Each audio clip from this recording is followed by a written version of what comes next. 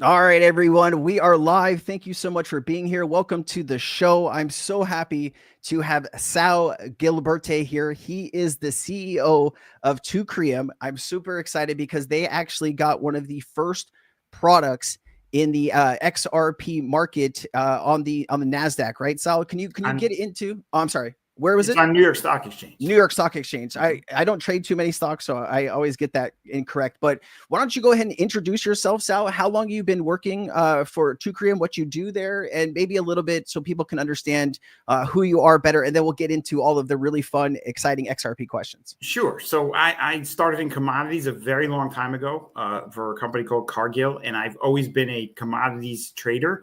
But I ended up on Wall Street. So I traded futures and options and derivatives and physical commodities. Started as an oil trader way back. In fact, I started trading leaded gasoline. Most of the people listening probably weren't even born when leaded gasoline was legal, but Yeah. it was a long time ago and it was fun. And I just ended up morphing my career, always trading commodities, but morphed into derivatives. And so that's a Wall Street thing. And I was working for Societe Generale, a division of Societe Generale, when somebody called me and said, I need some help. I have a guy in my office and he started this thing called an exchange traded fund, which I didn't even know what that was. And I don't understand what he's saying, but I want his account. It was a broker downstairs, and I was trading for the house. I was trading house money, and so I went down there, and it was an ETF. It was an oil ETF, and being an energy trader, I had never been able to trade oil for my own account. It would be a conflict of interest. So when I thought oil was going up, I couldn't buy oil or oil futures. I had to buy like Exxon or Mobil. They were actually two different companies back then, and as a proxy, and so. I'm looking at this guy going, wait a minute, you stuck oil futures in this thing called an ETF and it's on the New York Stock Exchange and I could trade it in my stock account. And he was like, yeah. And I thought that was the greatest idea I ever heard. And I actually ended up quitting my job at SocGen and starting Teucrium 2025. So it's a long time ago. 15 years, I think. Yeah, You've been the more CEO than for 15 15 years. years. Okay. Yeah. We launched the corn fund and so that I couldn't believe the way the oil funds were structured. I thought they were wrong. And so I started another oil fund and another natural gas fund. And then no one had any grains, which I just couldn't believe. I mean, I come out of Cargill, the world's largest grain trader. So it was a mystery to me that no one had grains packaged in this ETF. So no, you have to be first in the ETF world. And we'll get to that. We've been first in XRP. So that's been really fun. But we were the third, I think, oil ETF and the fourth natural gas ETF, or maybe the other way around. I don't remember. No one bought the fund. They only buy the one that's first. For whatever reason, you people just pay attention to the one that's first. And so we closed those. We had the corn fund, the wheat fund. When Russia invaded Crimea, the wheat fund got a little popular. When Russia invaded Ukraine full scale, wheat fund went crazy. Blew up, right? Yeah. And so these ETFs it's an exchange traded fund. That's what it stands for. And ETFs are an amazing mechanism. So they take an asset, whatever it might be, and you stick it inside the ETF so that it can be traded by anyone like a stock. But the demand for the ETF does not influence the price. What influences the price, we'll get to it with XRP, but it's the demand for the ETF, the thing that's inside the ETF is what prices the ETF, because the ETF can issue more shares to offset demand. So the easiest way to explain this is if you have a great idea for a company and the company's worth $10 million and you want to go public, you issue 1 million shares at $10 each. Okay. And if that asset that company has becomes worth 10x, so it becomes worth 100 million. Those shares go up to $100. There are 1 million shares. The shares go to $100. It's worth $100 million, right? Well, ETFs don't work that way. ETFs work if there's demand for shares, we just issue more shares. We just print more shares. So unless the asset price goes up that it's holding, the price of the ETF isn't going to go up. Okay. We just, so if a million people want to buy 1 million shares of the XRP ETF, we issue 1 billion shares of the XRP ETF. Okay. But unless the price of XRP goes up, the share price isn't going to go up. Okay. All right. Just everybody can participate. So I guess that's the easiest way to say. So Sorry, Sal. Let me finish. Have you finish your comment, and then I just Sure. I want to better understand like what inspired you to get. I mean, you've been doing all these commodity trading. What inspired you to go the crypto route?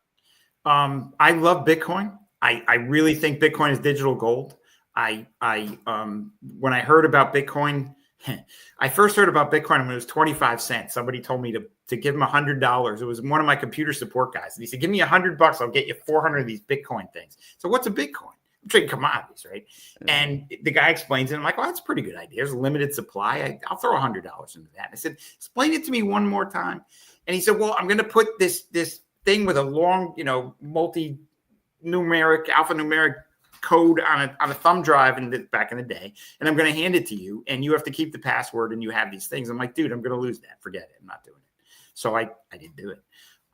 But I thought the concept was terrific, and I always have. And so, fast forward however many years later, and Bitcoin's worth whatever it was worth at the time, $500, $1,000.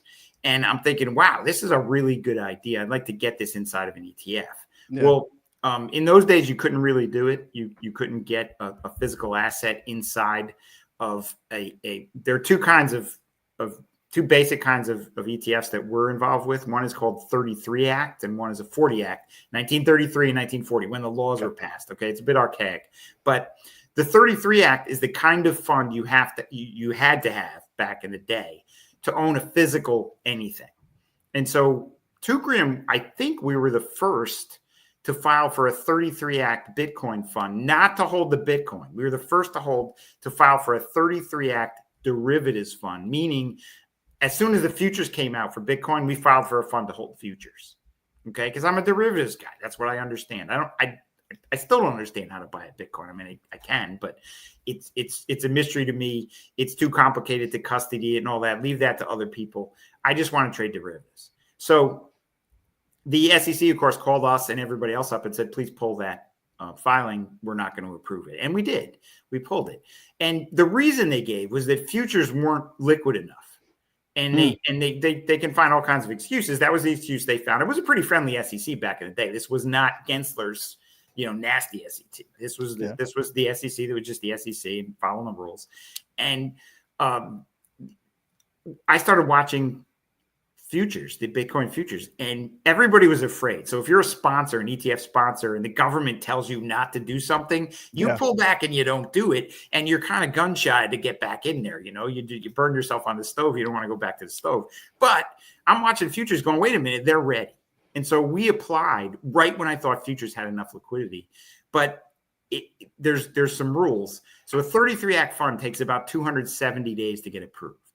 A 40 Act fund takes 75 days to get approved. Okay. And you could only buy Bitcoin through a 33 Act when we filed in April of whatever year it was. And in August of that year, Gary Gensler changed the rules, gave a speech that says, you know what, you can apply through a 40 Act and buy these. And we were not a 40 Act company at the time. We were a 33 Act company. I couldn't even put together a filing that fast. I think people were really adept. I'll just keep it at that. People were amazingly fast, suspiciously fast, but a lot of people filed instantly for the spot Bitcoin funds, and they got ahead of me. So they won that race. That said, our 33 Act was approved. We knew we were right after 270 days. And then Grayscale took that approval because that was still the only way to buy physical Bitcoin, okay, in an ETF, and sued the government and won. Based on the Tukrium ETF filing. So we kind of broke ground, and that I'm not even the ticker was BCFU. So Bitcoin futures, but the internet lit up, and Bloomberg, I remember the story on the ticker was really good. But we launched that and we sold it. We sold it to actually Hashdex. And that became the DeFi ETF, which is still out there. But I, I'm not going to compete in a zero fee environment owning physical. That's not our game. We are derivatives people. So Ether came along, didn't pay attention to Ether, didn't really understand it. Solana came along, same thing.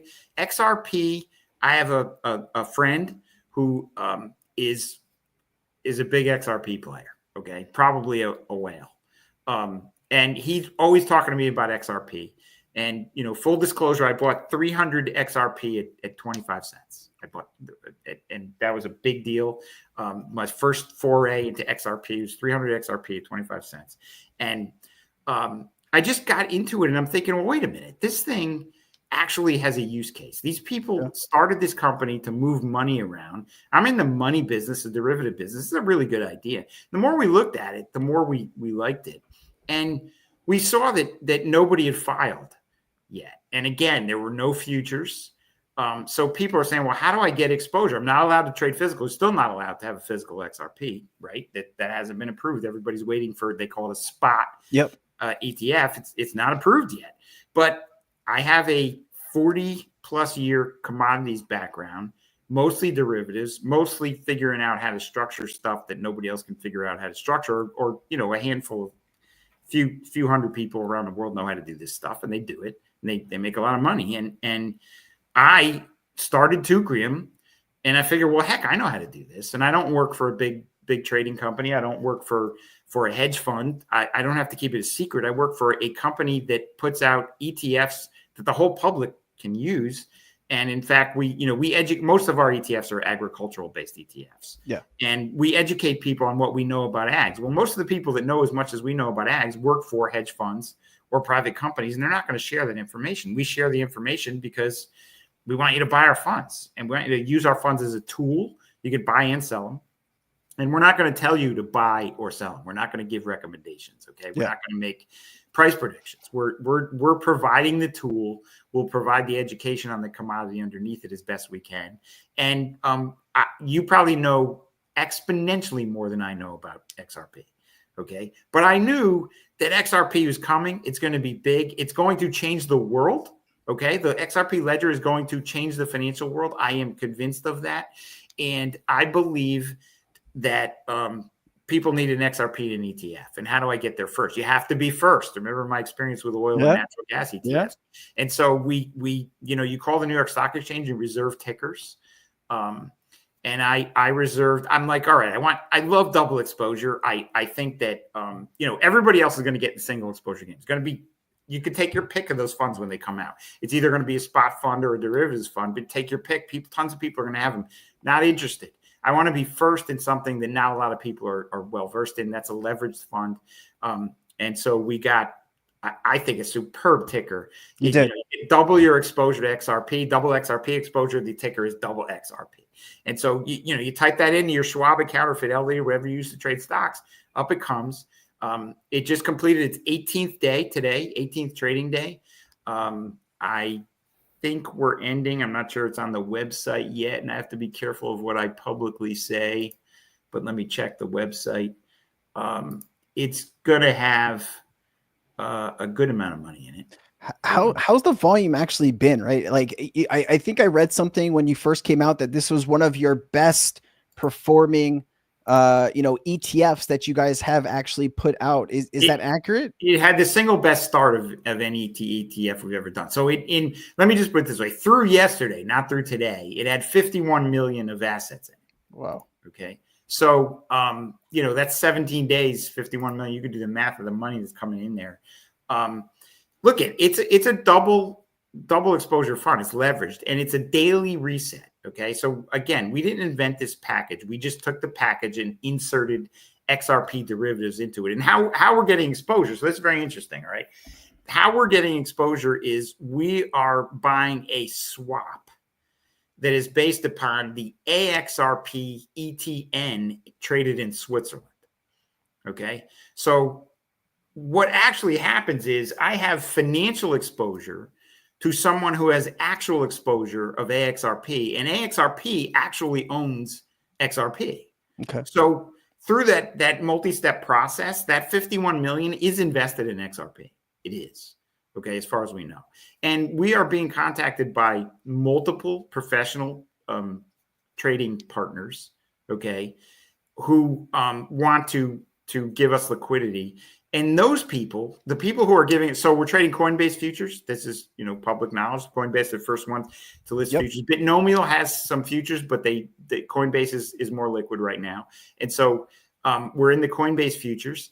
And the people that I believe are providing us the liquidity of the Coinbase futures are buying XRP to hedge themselves. So, after the market gets incredibly liquid, after there are lots of players buying and selling it organically to one another, during this startup period, this fund actually, I believe, is creating demand for the actual XRP, because everybody we talk to is on the other side of our trades, because we're long only fund, we're buying, right? They either own AXRP or they own XRP to hedge themselves. Nobody's out here just winging it. Okay. Yeah. Nobody says, oh yeah, I'll sell you some XRP, I think it's going down. No one does that. Okay. Maybe individual investors will do that, take a short-term bet. No professional investor who's selling us 1 million, 5 million, 10 million, 11, 12 million worth of XRP in a chunk. Nobody's doing that off the cuff on spec. They're doing that as an arbitrage. One asset against another. It's basically XRP in one form or another against either the short shares of XXRP, our fund, or against the short futures, which our fund holds. So can I ask you a question here? So, talk with us, because you've dealt with the SEC for quite a long time. Did you have to jump through any hoops this time around to get this particular ETF approved through the SEC, or you just filed and it was approved? You didn't have to, get into a meeting with somebody or do anything. What was that process like? There's a back and forth. So the normal process is you file, they review very carefully your filing, they push back with a letter with all of the issues they see in your filing or questions that they have, and you answer and they answer back, and that can go back and forth for quite a while. When you file for a 40 Act, which this fund is, okay, you have it goes what they call automatically effective at 75 days. So whether you're done with that back and forth or not with the SEC, your fund can go effective. Okay. But let's be serious. You're not going to let your fund go effective without the SEC being happy. Some people have done that and they become unhappy very quickly. So, did we have to jump through hoops? Yes, but ordinary hoops. That's good. Okay. So the difference is once Gary Gensler and his upper echelon exited, the SEC became the new SEC became the old SEC.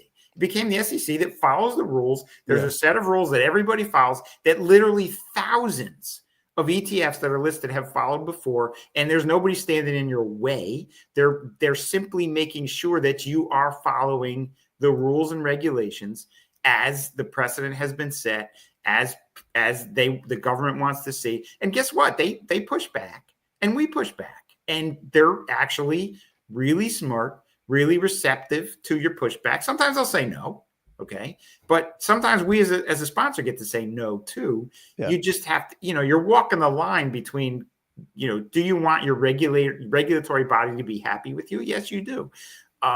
Do you want to have them stifle your business? Yeah, no, you do not. And that stifling is gone. That is the sea change that we have right now. With the new administration in Washington and with the new SEC, we no longer have an SEC that's going to stifle us. Are they going to make sure we follow the rules? Yes. Are they going to break amazing new ground really quickly? Maybe. We had a request into them day before yesterday through attorneys, and they said no. They said, no, you still can't do that. I'm not going to say what it was. But so not everything is back to the freewheeling Wild West. It's still the SEC. It's still the administrator that, by the way, and I'll speak highly of them in this regard, they keep the United States regulated markets the best, the safest markets in the world. That's why we participate in them. Yeah. That's why money's flowing into our fund, I believe, at the rate that it is. I mean, there are a number of reasons. But these are the safest markets in the world for a reason. So do we want the SEC to go away? No, we do not. Yeah, I was happy the old regime went away. Yeah, we are. I was going to say, you've gone from two extremes, right?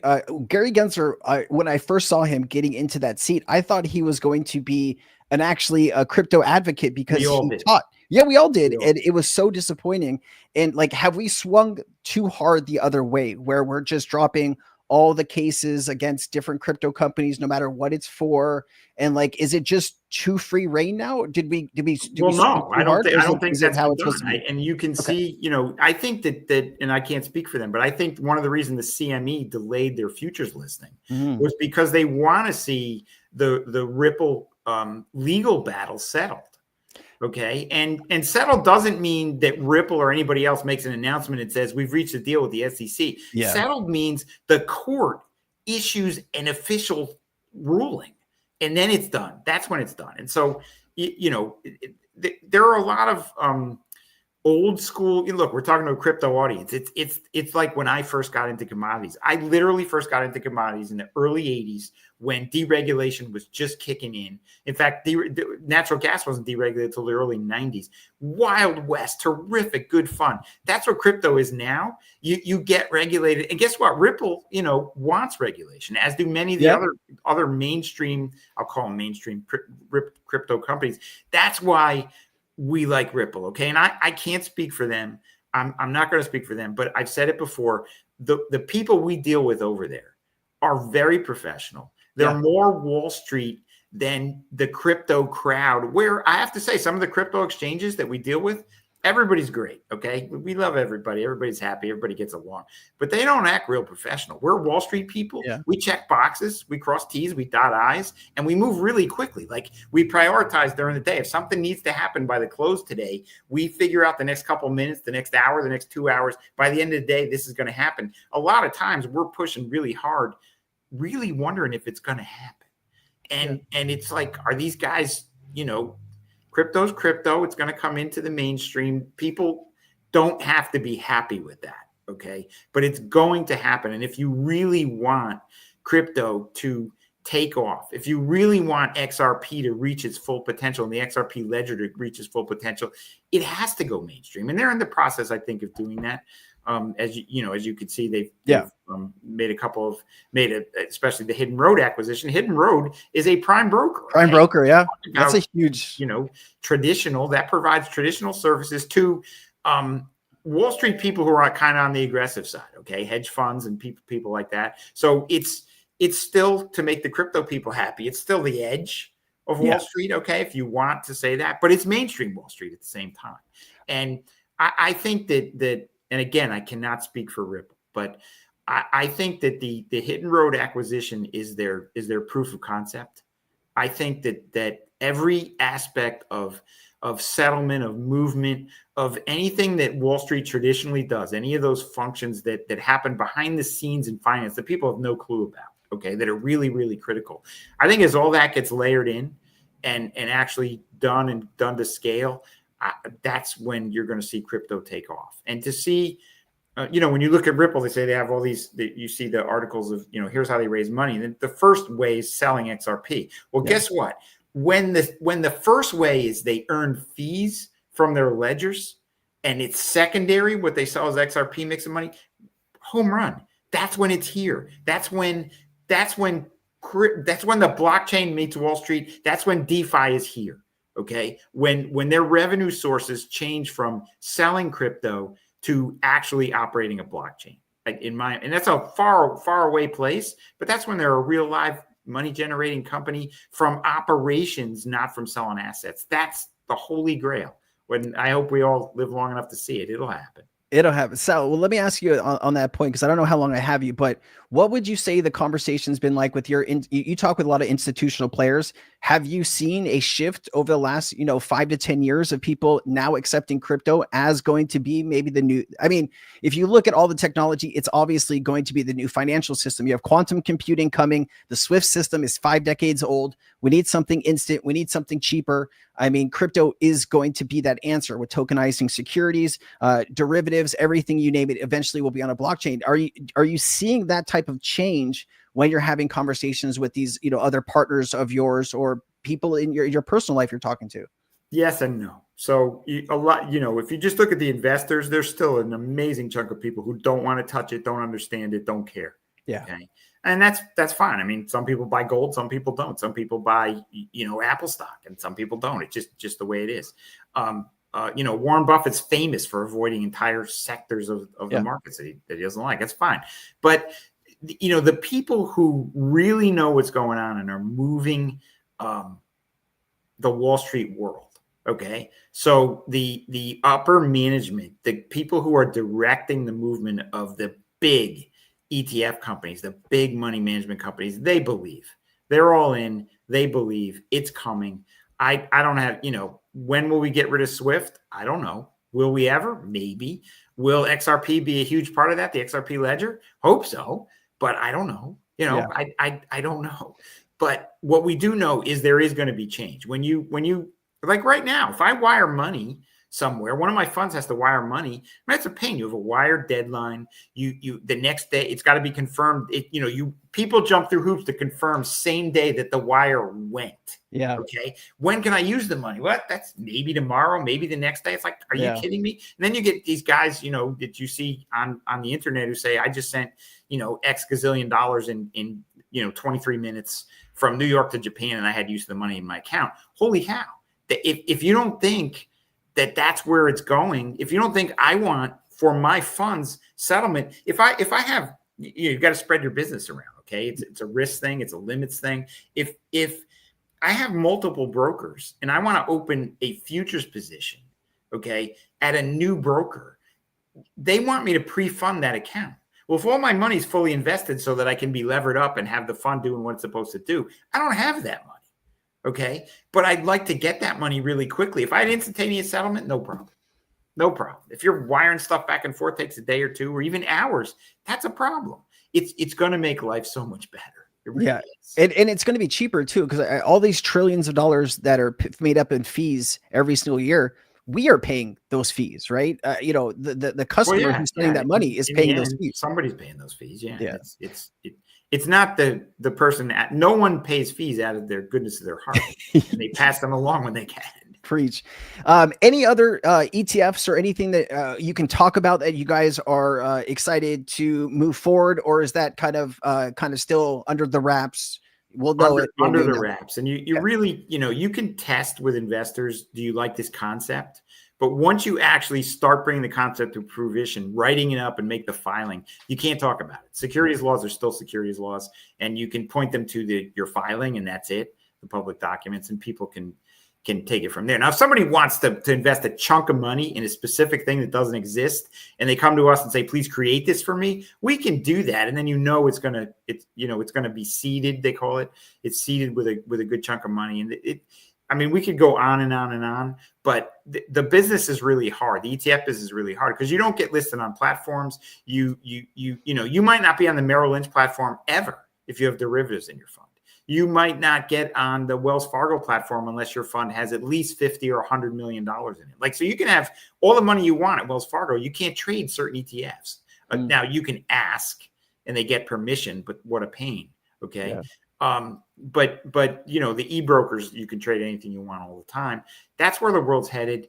Crypto's great. The blockchain is even better. It just is. The world is changing and it's wonderful. I can't wait till everything is tokenized. Just commodities trading alone is going to be so different and less fraud. And that you read about, these guys that thought they had gold bars or what was it? The lead? No, what? Somebody substituted some commodity, like a simple coin. They thought they had copper and it was, it wasn't, like in a warehouse. There was nothing there. When you tokenize everything, all that goes away. I wanted to ask you, looking ahead, if there are people in the audience that are listening to you and want to participate in your product, how can they do that? What is the best? Can you tell us what the best way to do that is? If they have a stock trading account, they can participate in the product. You put the ticker in and there it comes. XRP. Read the prospectus. You're getting double exposure you're getting double XRP exposure, and that's the ticker, double XRP. It's a good ticker, but it's a levered fund. So it is reset daily, which means mathematically and technically it is meant to hold for one day. That's what it's meant to hold for. You can look at the uptrend charts of the levered Bitcoin funds, the levered stock funds that are out there. They have the levered NVIDIA funds, and these things have billions of dollars in them. People make a lot of money in them, great. But in a sideways market, you will lose money in a double levered fund. It resets every day. Got it. And that reset's going to cost you. Okay, so funds have fees. They have commissions and all the costs of running the fund. They have the management fee that's paid to people like us, and then they just have the mathematical reset. So the levered funds, and there are no 3X funds. The 3X funds are grandfathered. The SEC will not let you be more than 200% levered. And in fact, you have all kinds of reporting requirements if you go over the 200%, even for one night. even for one night. So the the amount of back office monitoring and paperwork that's required on these funds is quite substantial. But that's okay. We're providing a tool. Be careful, and hopefully have success with it. It's the first. It's got a great ticker. It's growing very quickly. Money's.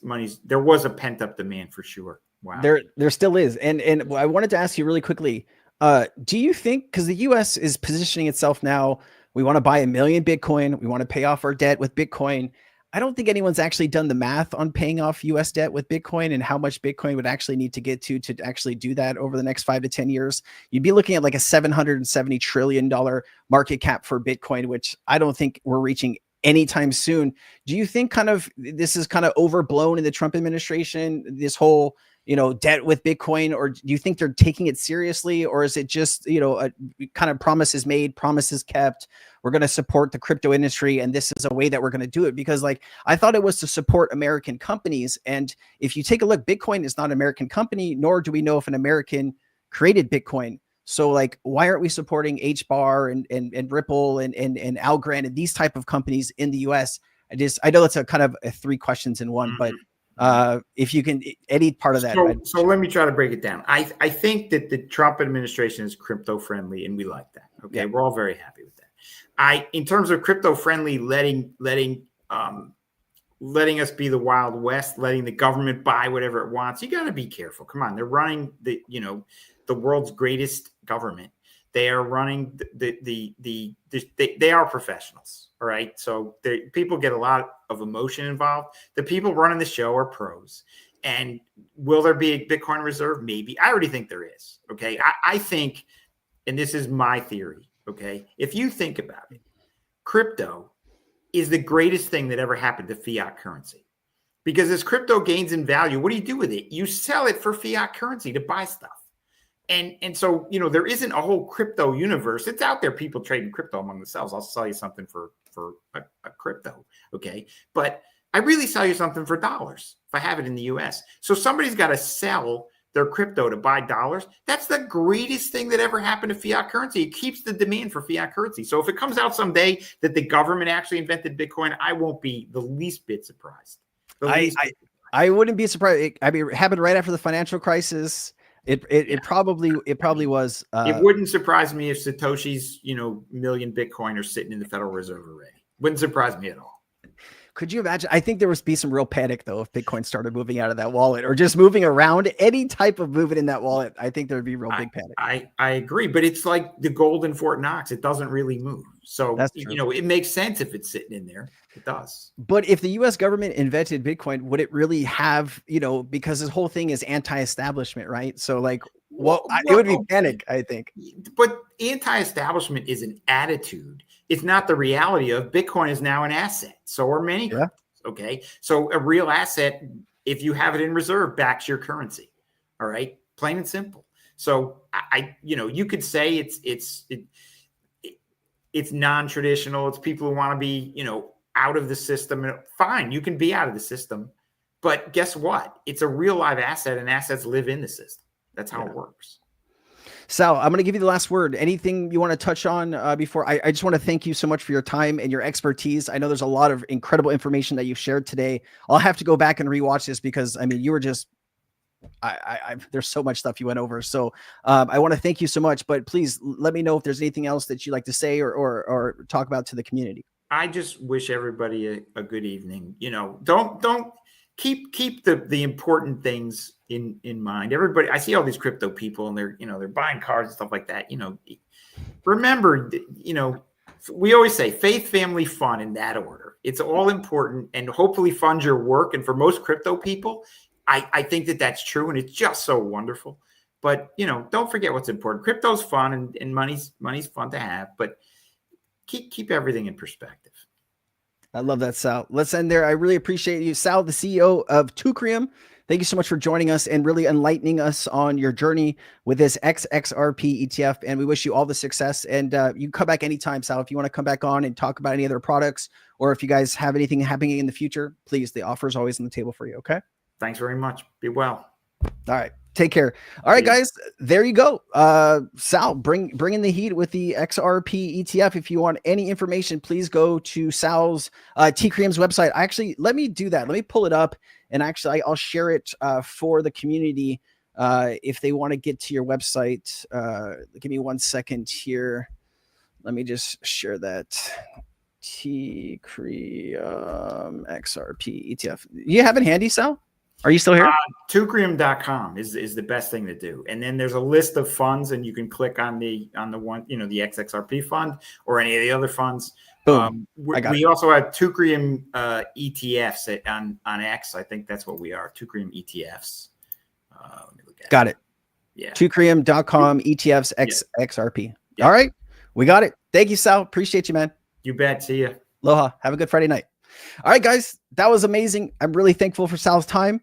Hope you learned a lot, and let's get into some news. I've missed you. I know I haven't been here last week. I wasn't feeling too well, but we're here now. So let's go ahead and better understand what's going on in the crypto market here. Whew. All right. So a few things I want to talk about here.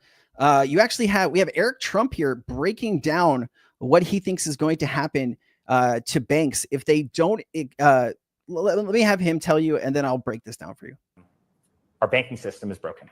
Our banking system is antiquated. Our banking system favors the ultra wealthy. And what actually got me into it is the fact that I realized our banking system, it was weaponized against the vast majority of people in our country, either the people that don't have the zeros on their balance sheet or people who might have worn that red hat that said, "Make America Great Again." And it forced me into the crypto world. And I'm telling you, if the banks don't watch what's coming, they're going to be extinct in 10 years. If the banks don't watch what's coming, they will be extinct in 10 years. I think we've talked about this so many times in my content, right? Banks, people are at a particular bank because they get a certain benefit. Okay. And when the benefits, don't outweigh, what you're getting, you look to another bank that will offer you maybe a higher percentage on a CD or something, whatever it is that is your hotspot. Crypto will be something that banks will have to inevitably adopt. If they don't, they will get left behind. There you go. There's the president's son saying that exact thing. Eric Trump is live at 2049. The SWIFT system is broken. It's going to be replaced by cryptocurrency. It's interesting to hear Trump's son saying the exact things that we've been actually talking about. And, I know a lot of you at home are passionate about the crypto industry and that we believe one day that all of these assets will eventually be on blockchain. I think the more information that we are getting from the DTCC and Citibank and all of these other players, that in fact will happen. It's hard to move. It's really only accessible, at least on a large scale to kind of very few. It's very static in terms of location. Then all of a sudden you go to, cryptocurrencies, which is immediately liquid, easy to move, accessible to anyone. And you actually realize that cryptocurrencies become the greatest hedge in the world to kind of hard assets. But what it made me also realize is how absolutely antiquated and broken the modern financial system is. It is really, really broken. Let me see what some of your comments are here. Sal's the man. Yeah, it was really good to have him. What's going on with Circle? Ooh, I actually have that information. You want to go right to that? I can go right to that if you want. We can definitely do that. I just want to see if I missed any comments in the last few seconds here. Good to see you, Peter. Old School is here. What's up, Lizard King? Great to have you here. Matt is here. Jimmy, what's up, Jimmy? Marcus, that guy. That's a pretty good name. Squad 6. What's up, everybody? Man, I miss you guys. I really did. I thought he meant spot. No, so it's not a spot ETF. It's a futures ETF. So just, if you're interested in, it resets every 24 hours. So if you're just trying to hold XRP for long term, I don't quite think this is the right product for you, but this is the type of thing that you want to talk with a financial advisor on, not some random guy sitting next to a seal. So just take that into perspective. But we will jump into that. Also just got into the stream. Sorry for the delay. All good. We did interview Sal from Tukrium earlier, which was a great interview. Definitely go back and take a look at that. What's up, Buddha? Good to see you, man. How you been? What's going on with unlocking the lock tokens? They just locked away yesterday. So, all right.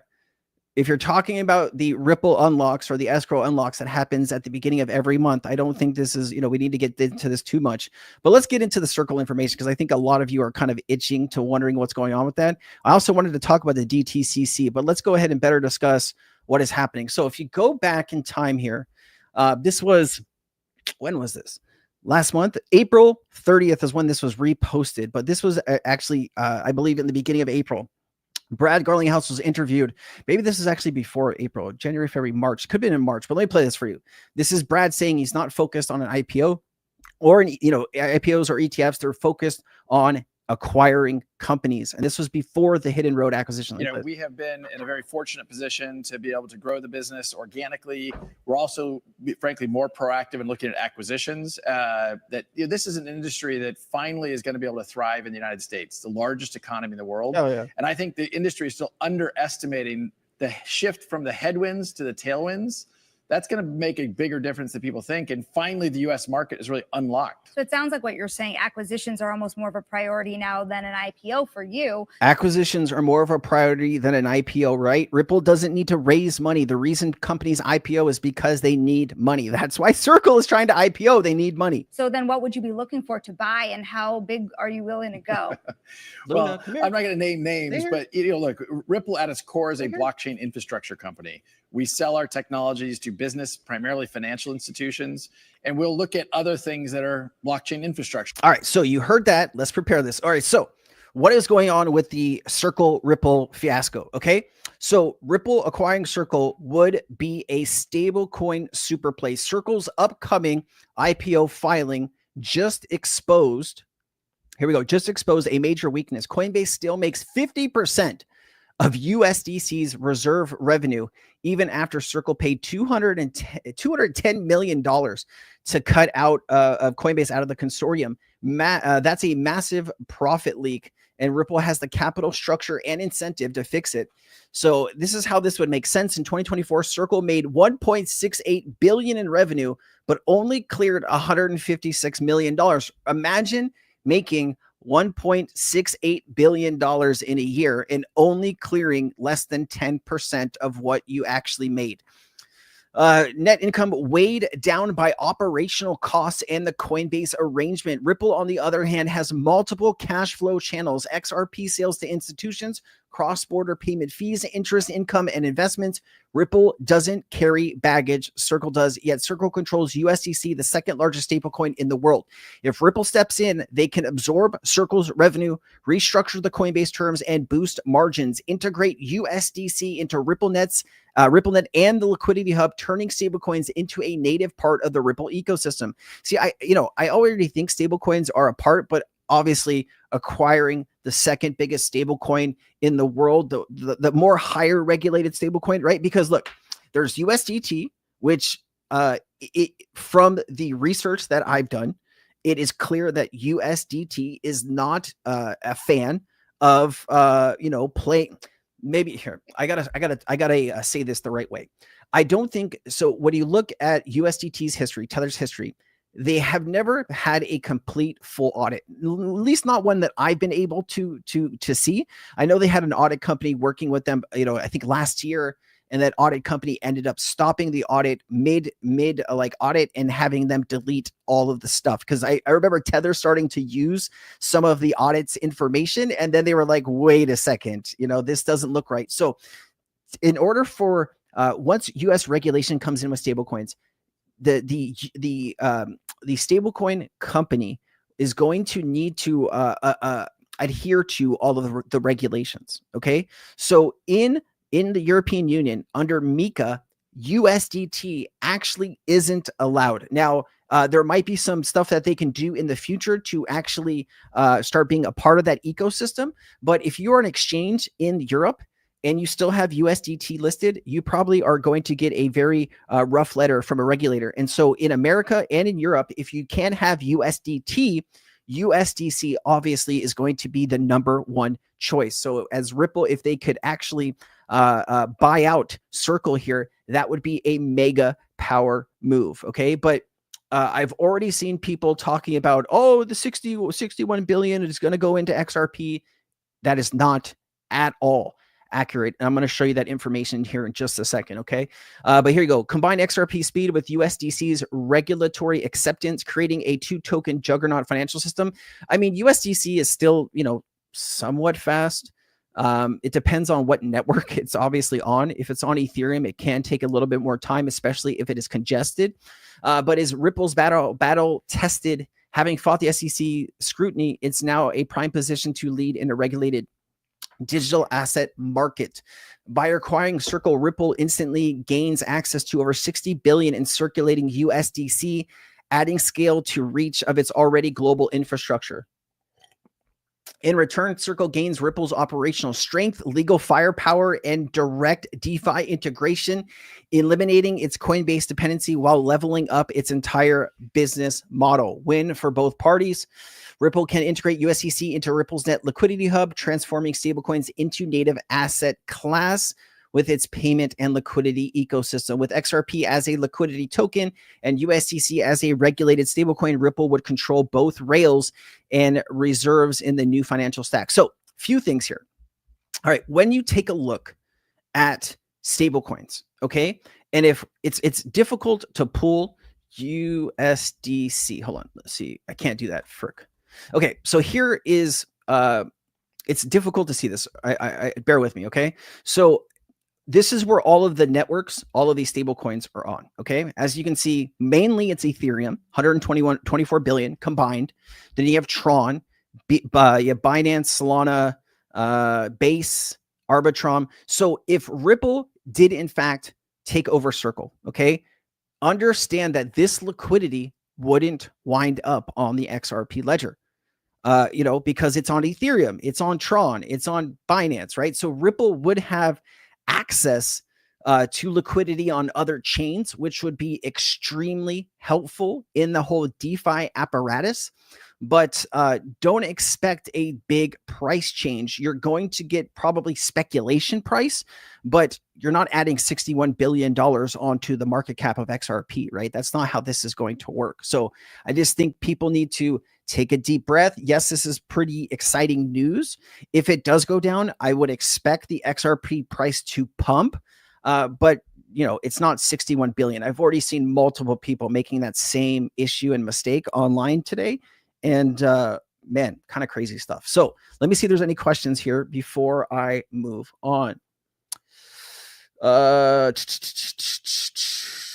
Cancels out basically. What are we talking about? XRP is made in America, all in. This is the frustrating part. Like, why are we? Oh, Hawaii Rider, I love the name. Why aren't we supporting, like, in the U.S.? Why isn't the U.S. supporting U.S. companies? That's what I don't understand, right? Like, this whole thing about getting into the crypto market and supporting U.S. companies. Remember how bullish that was and the momentum that we had in those first, few weeks. And then it all came out that, we weren't serious about, XRP and Solana and ADA. It was all, we don't have the money to do it. Since this is done by executive order, you don't have the ability to earmark funds from Congress, right? From taxpayers to buy crypto. So you need to think of other ways to do this. And it's really more focused around Bitcoin than anything else right now. So I don't know. If Circle is acquired, will it impact the price at all? It'll impact the price of speculation. But like the only thing it would matter is like where the liquidity winds up. It's already on all these other chains. I don't even know. You'd have to take a look at how much USDC is on the XRP ledger, right? If there's 1 billion or 2 billion or whatever the number is, that would be added, right? Just like how you see here. Like here, look, check this out. So when you look at DeFi, when you look at, hold on, let's go chains. When you look at Ethereum, watch this. When you look at Ethereum, the biggest chain here, when you pull this up here, look, see here, stablecoin market cap right here, 124 billion. See, this adds to the full market cap of Ethereum. So in the same thought process here, if we added whatever the amount is to the XRP ledger would gain that amount to its market cap. Okay, so we don't know how much that's going to be. But I hope that makes sense to you guys. All right. I live in Honolulu. I ride Supermoto. What's up, brother? Nice. Where are you riding at? On the east side of the island? Like Kaneohe? Where do you go riding at, man? What's up, other Nomad? Great to see you here, man. Great to see you, brother. How's it going? What is my price prediction? So like Buddha, everyone always asks me for a prediction. Like we have no idea. Like if Ripple acquires Circle, like that obviously will change. If Ripple acquires another company, that will change. Like we have no idea where this is heading.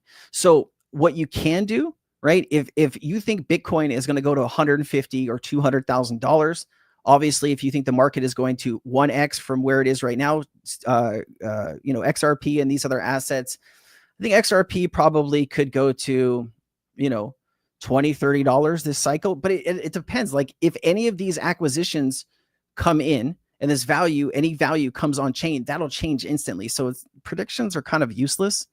You either need to be like trading in this cycle, or you need to be looking long term. You have two options here. Okay. The market is still in cycles. I know a lot of people think that we're, a super cycle and, cycles don't exist. Not accurate. Cycles do exist and they're coming for you. Okay. So whether the market goes to the end of this year or it bleeds into 2026, it's all going to depend on like rates coming down. It's all going to depend on, is money going to be cheaper for people to go and borrow? Because people usually, if they can go borrow money at 1% or 2% and invest it in a asset that they're getting 5 or 10 or 20% back, they're just going to keep borrowing money and they're going to be putting it in the market. I think that's what we saw in 2021, the 2020-2021 cycle.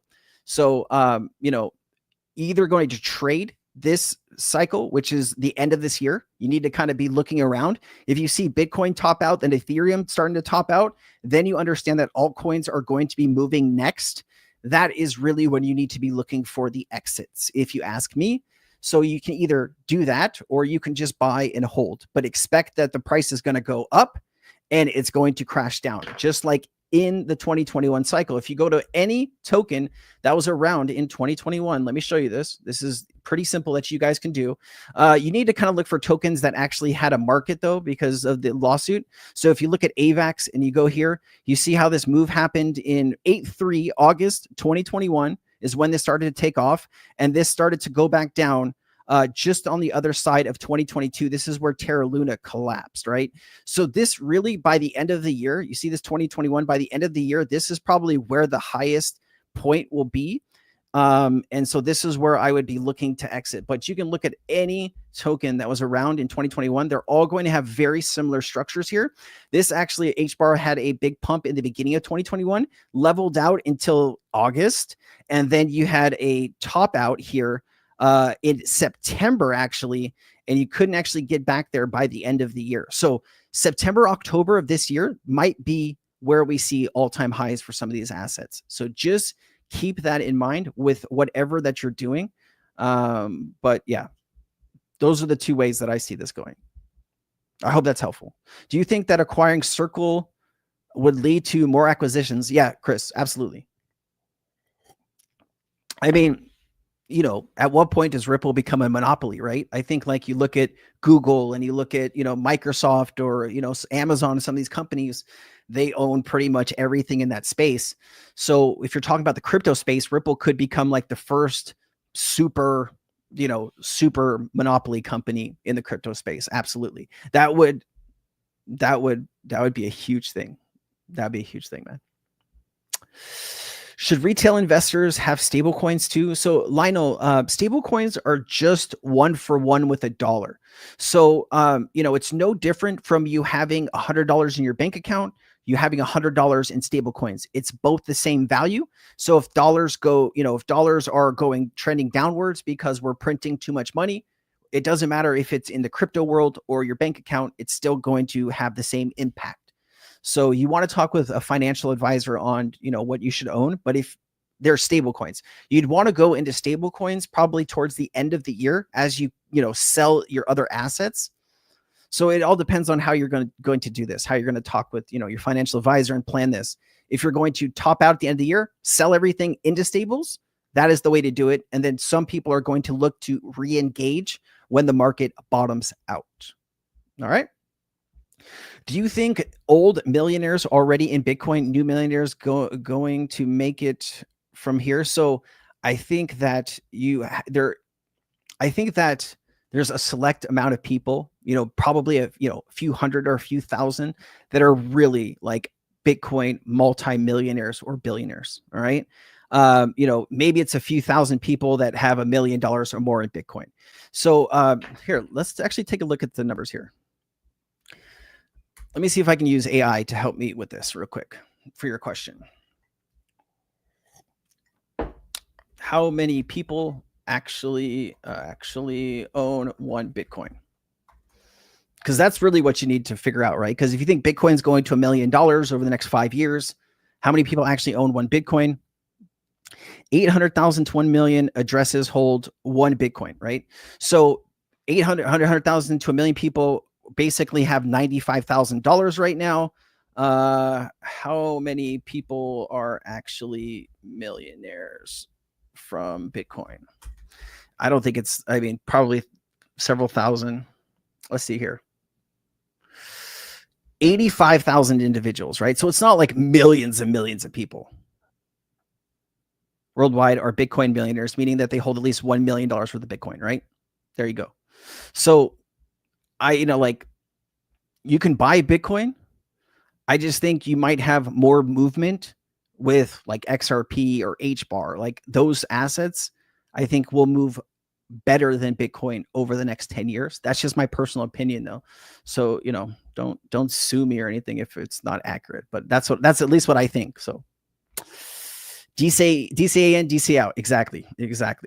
Of course, Lionel. I hope that helped you, brother. Sensei, if you only have a small amount of money to invest, 5 to 10,000, how would you spread your investment? So you just got to understand, like, I'm not a financial expert, right? So you're just asking me as like a friend, right? So like if I was talking to my friend and if I had $5,000 or $10,000 to invest, I would be looking long on XRP and Cardano. I think Cardano on the, you want to deal with less speculative assets. The more you have two ends of the spectrum. Okay. This side of the spectrum is safer, right? Top 50, top 100 tokens. And this side is more risk. Okay. And the more risk you take on, the more chance you have to lose everything. All right. You got to understand that the crypto is a very risky business. There are hacks. There are teams that fall apart. There is technology that ends up not working. So if you want to make sure that your money is still there in 6 to 12 months, the less risky that you can go, the better. But also, you're not going to make as much money if it's in less riskier assets because they might not move as much over these next few months. Does that make sense to you? So you just got to figure out like where. Personally, I would just be safe going with XRP, maybe some Cardano. I think Cardano is going to do a nice 10 or 20x move from where it is right now. And then, maybe some HBAR, time it to the end of the year, try to turn that 5 to 10,000 into 50 or 100,000, and then wait for the market to bottom out. If you can put that full 100K back into the market, you could probably do some real damage going into the next cycle. All right. This is off topic, but what's your opinion on physical bullion? Or do you think it's a good investment like crypto could do 10x more? Yeah. So gold is always going to go up so much against the dollar. When the dollar is stronger, gold is actually less expensive. And then when the dollar weakens, Bitcoin, gold, and those type of assets are going to go up because they're 1-for-1 against the dollar, right? So I think over the next 5 to 10 years, you're going to make more money in Bitcoin over gold. I think you'd make more money in XRP over Bitcoin or gold. All right. Vadim, safest place to put money. Oh, you're just talking to him. Okay, cool. Thoughts on XCN? Not going to talk about XCN.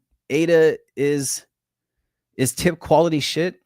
Still going to run hard. I mean, we're not here to talk about if something is total garbage or if something is, what's it called? It is in the top, 10, 15 tokens. As far as safe, that is going to be a safer place to go. All right, we got $5 here. Axelar versus Quant. Ooh, that's good. That's a good one. So Axelar, if they can deliver on their promises, and what I mean by that is 50, 30 to 50 trillion all on the XRP ledger over the next few years. Obviously, if they can do that, Axelar was, the much better investment, right?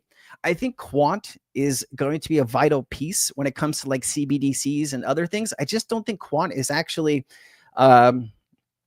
it's not extremely popular, which is crazy, right? Here, let's pull it up. Let's pull it up here. $5 gets you some time here. So let's pull it. The reason quant is pretty dope is because you have such a low supply. Okay, so when you're talking about, here we go. Let me just make sure I'm sharing the right screen. I got the right screen. Okay, so the question is quant over Axelar. So when you're talking about circulating supply here, you only have 12 million tokens. Max supply is only 14.8 million, which is less than Bitcoin. Quant, I think, is going to be $10,000, $20,000 eventually here, maybe over the next decade. You're only sitting at $1 billion market cap right now. If you imagine quant at a $2 trillion market cap, that would be a 2,000x from where you are right now on this price, and that would be a pretty hefty price for quant there. If you want to take a look at Axelar sitting at $359 million. I don't know what the max supply is though. Circulating supply is about 1 billion tokens. So that is, total supply is only 1.2. So that's actually pretty nice. You have about 80% of the supply already circulating. So you're not going to get super dumped on over the next few years here. It really all depends on like really what happens here. I mean, shit, you went to $2.18 just a year ago, right? A year and a month ago. You were at, already a 6-7x from where you are right now.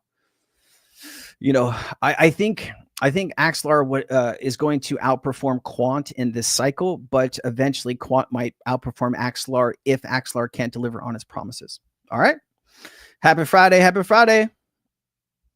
Totally made sense. Thank you. Perfect. As long as we're making sense, that is all that matters here. I got the seal back up too. I know there was a lot of frustrations about the seal. My office is a mess here. I've got all these new lights and I'm trying to make everything pretty for you guys.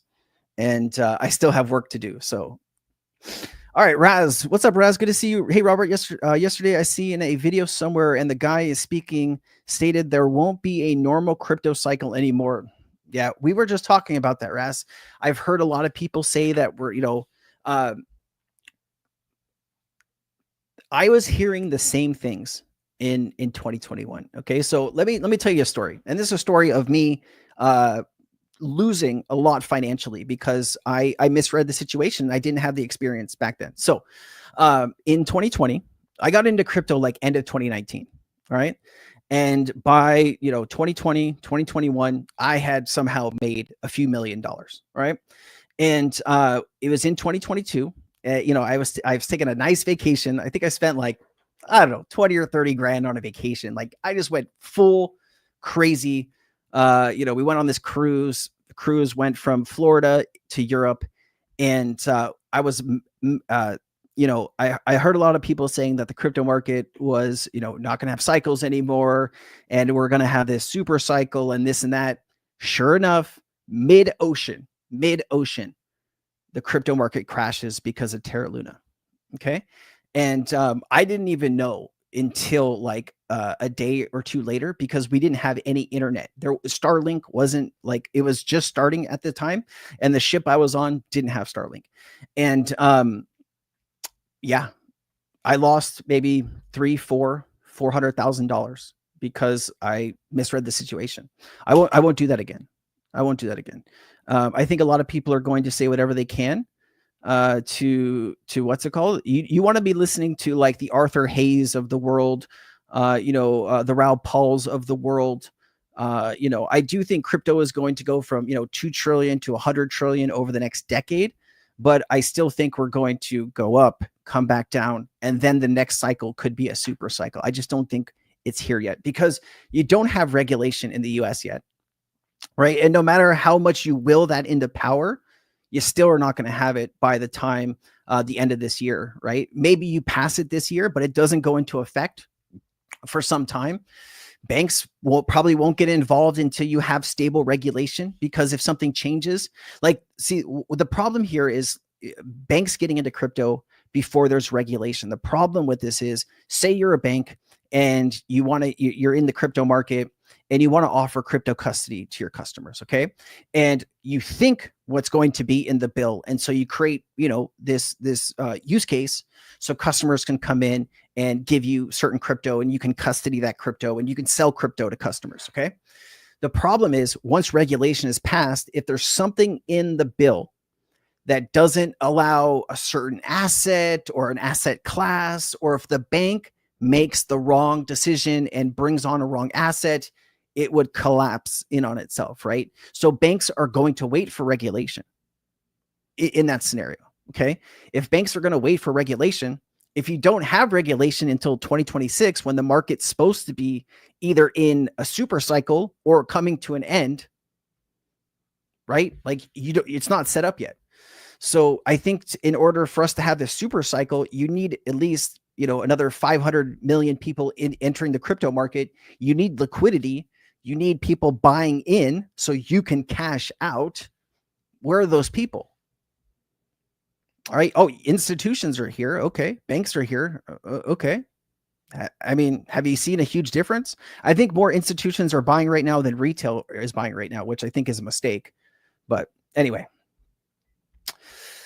Am I going to the XRP convention? No, I just had hip surgery, and like I'm already like done way too much stuff. I was supposed to be like resting this month, and I didn't rest too well this month. And I'm just looking at behind my door where the crutches are. I was supposed to be using crutches for like 3 weeks. I used crutches for a week, and my wife says I could have done that a little bit better. So I need to kind of take it easy on the traveling, at least until I get through the physical therapy. How many XRP holders are there per continent? I think that'd be impossible to figure out. Impossible, because you don't know. You'd have to track everybody's location. And I don't think exchanges are going to give you that data, right? Wallet providers are not going to give you that data. So there's impossible to find out, man.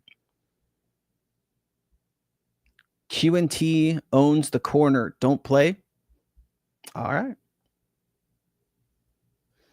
30,000 coins are all to distract you from one coin. It's not even 30,000, right? It's like, what, millions now because of meme coins? I think the market moved the wrong way with meme coins. I think we needed to, I think there needs to be stricter laws on, coins that are just created to scam people. I think there's too many scams already in the crypto market. I'm already being targeted by scammers day in and day out because I speak out against them, and I try. I have a team of a few people that go through all my comments and try to ban all the scammers. And so it's a fight right now. And I don't know who's winning, to be honest with you. Is the US government has been planning a change for a long time? Why the SEC? I think you're talking to somebody else in the chat. I need more context if you're asking me a question. What do you think about XLM and Algo? I mean, I think Algorand's cool. XLM usually moves with XRP. So like, I don't know. I think XRP's in a better position because of Ripple, personally, because I spend all my time with XRP. I don't really have that knowledge to give you with XLM and Algorand. So obviously I'm always going to pick XRP over those three because I know the most about XRP. So anyways, ZBCN, I've heard about this. Is only 1111 swap something? ZBCN. I've heard some people mention ZBCN. I just haven't. ZBCN. ZBIC network, 114 million, up 14%. And climbing. Let's see here. Decentralized infrastructure network for seamless flows for real world value. I mean, it's got the hot buttons, right? WRA, DPIN.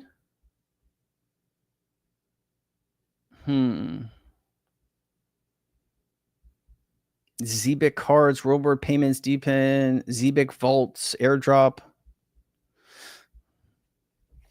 Treasury management with safes. ZBIC provides individual investors with Web3 businesses with a comprehensive, secure financial infrastructure. I'd have to learn a little bit more about this, but it's got some good hot buttons. What is the chances of the government using XRP or XLM? I don't know. Hard to say, like 11%, right? Like, fuck, I don't know. We hope. We dream. Obviously, it would be a step in the right direction for the crypto market. But remember, the U.S. already has a new instant payment system. It's called FedNow. And inside of FedNow, you can use XRP and HBAR. So, like, are we talking about creating another instant payment system? Like, you just have one, and you already have people like struggling to onboard into FedNow. I mean, will that change over the next few months because of ISO? Probably. But I don't know why you would create another payment system on top of FedNow. Like, you already have an instant payment system that can use crypto.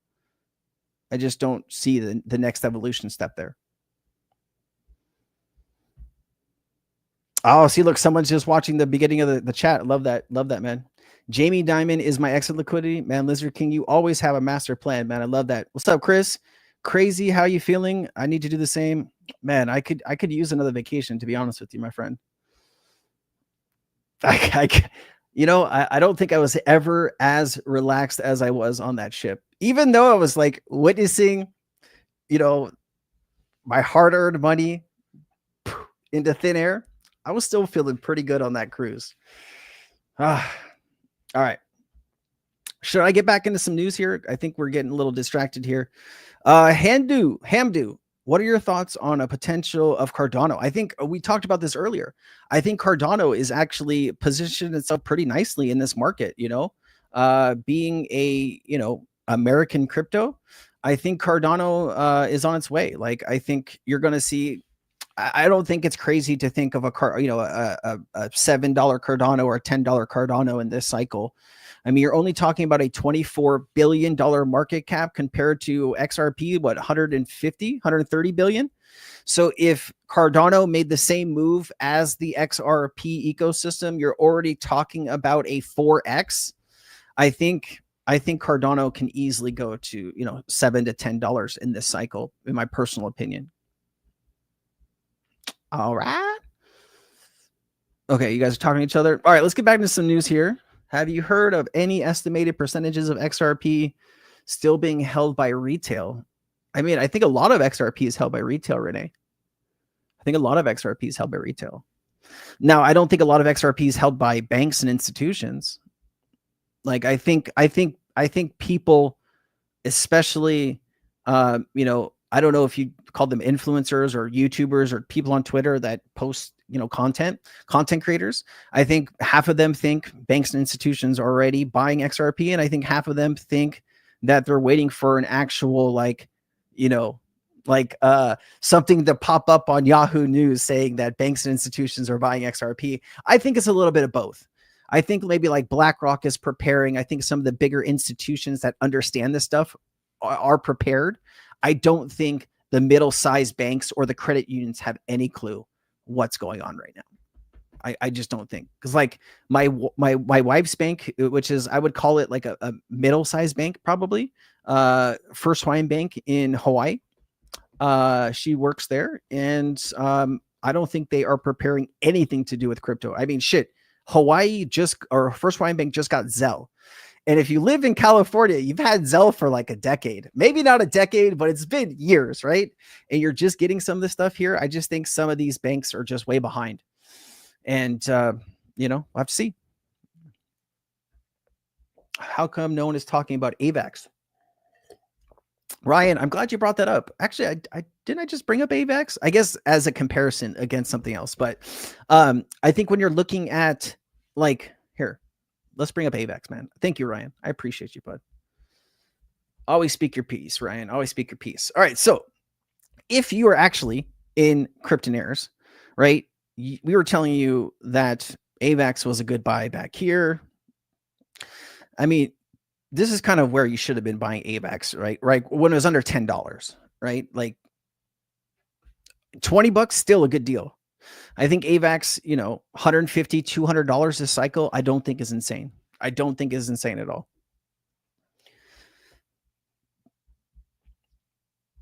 I think it's a good asset. I just think you can only be in so many things. Like, you know, I'd rather be an XRP than anything because, like, I don't know. Whether it happens this year or 5 years from now or 10 years from now, nobody really knows. But I do not want to not be holding that asset. I'll tell you that much. Do you think dark pool is for real? I'd have to do some more due diligence to better understand that, my friend.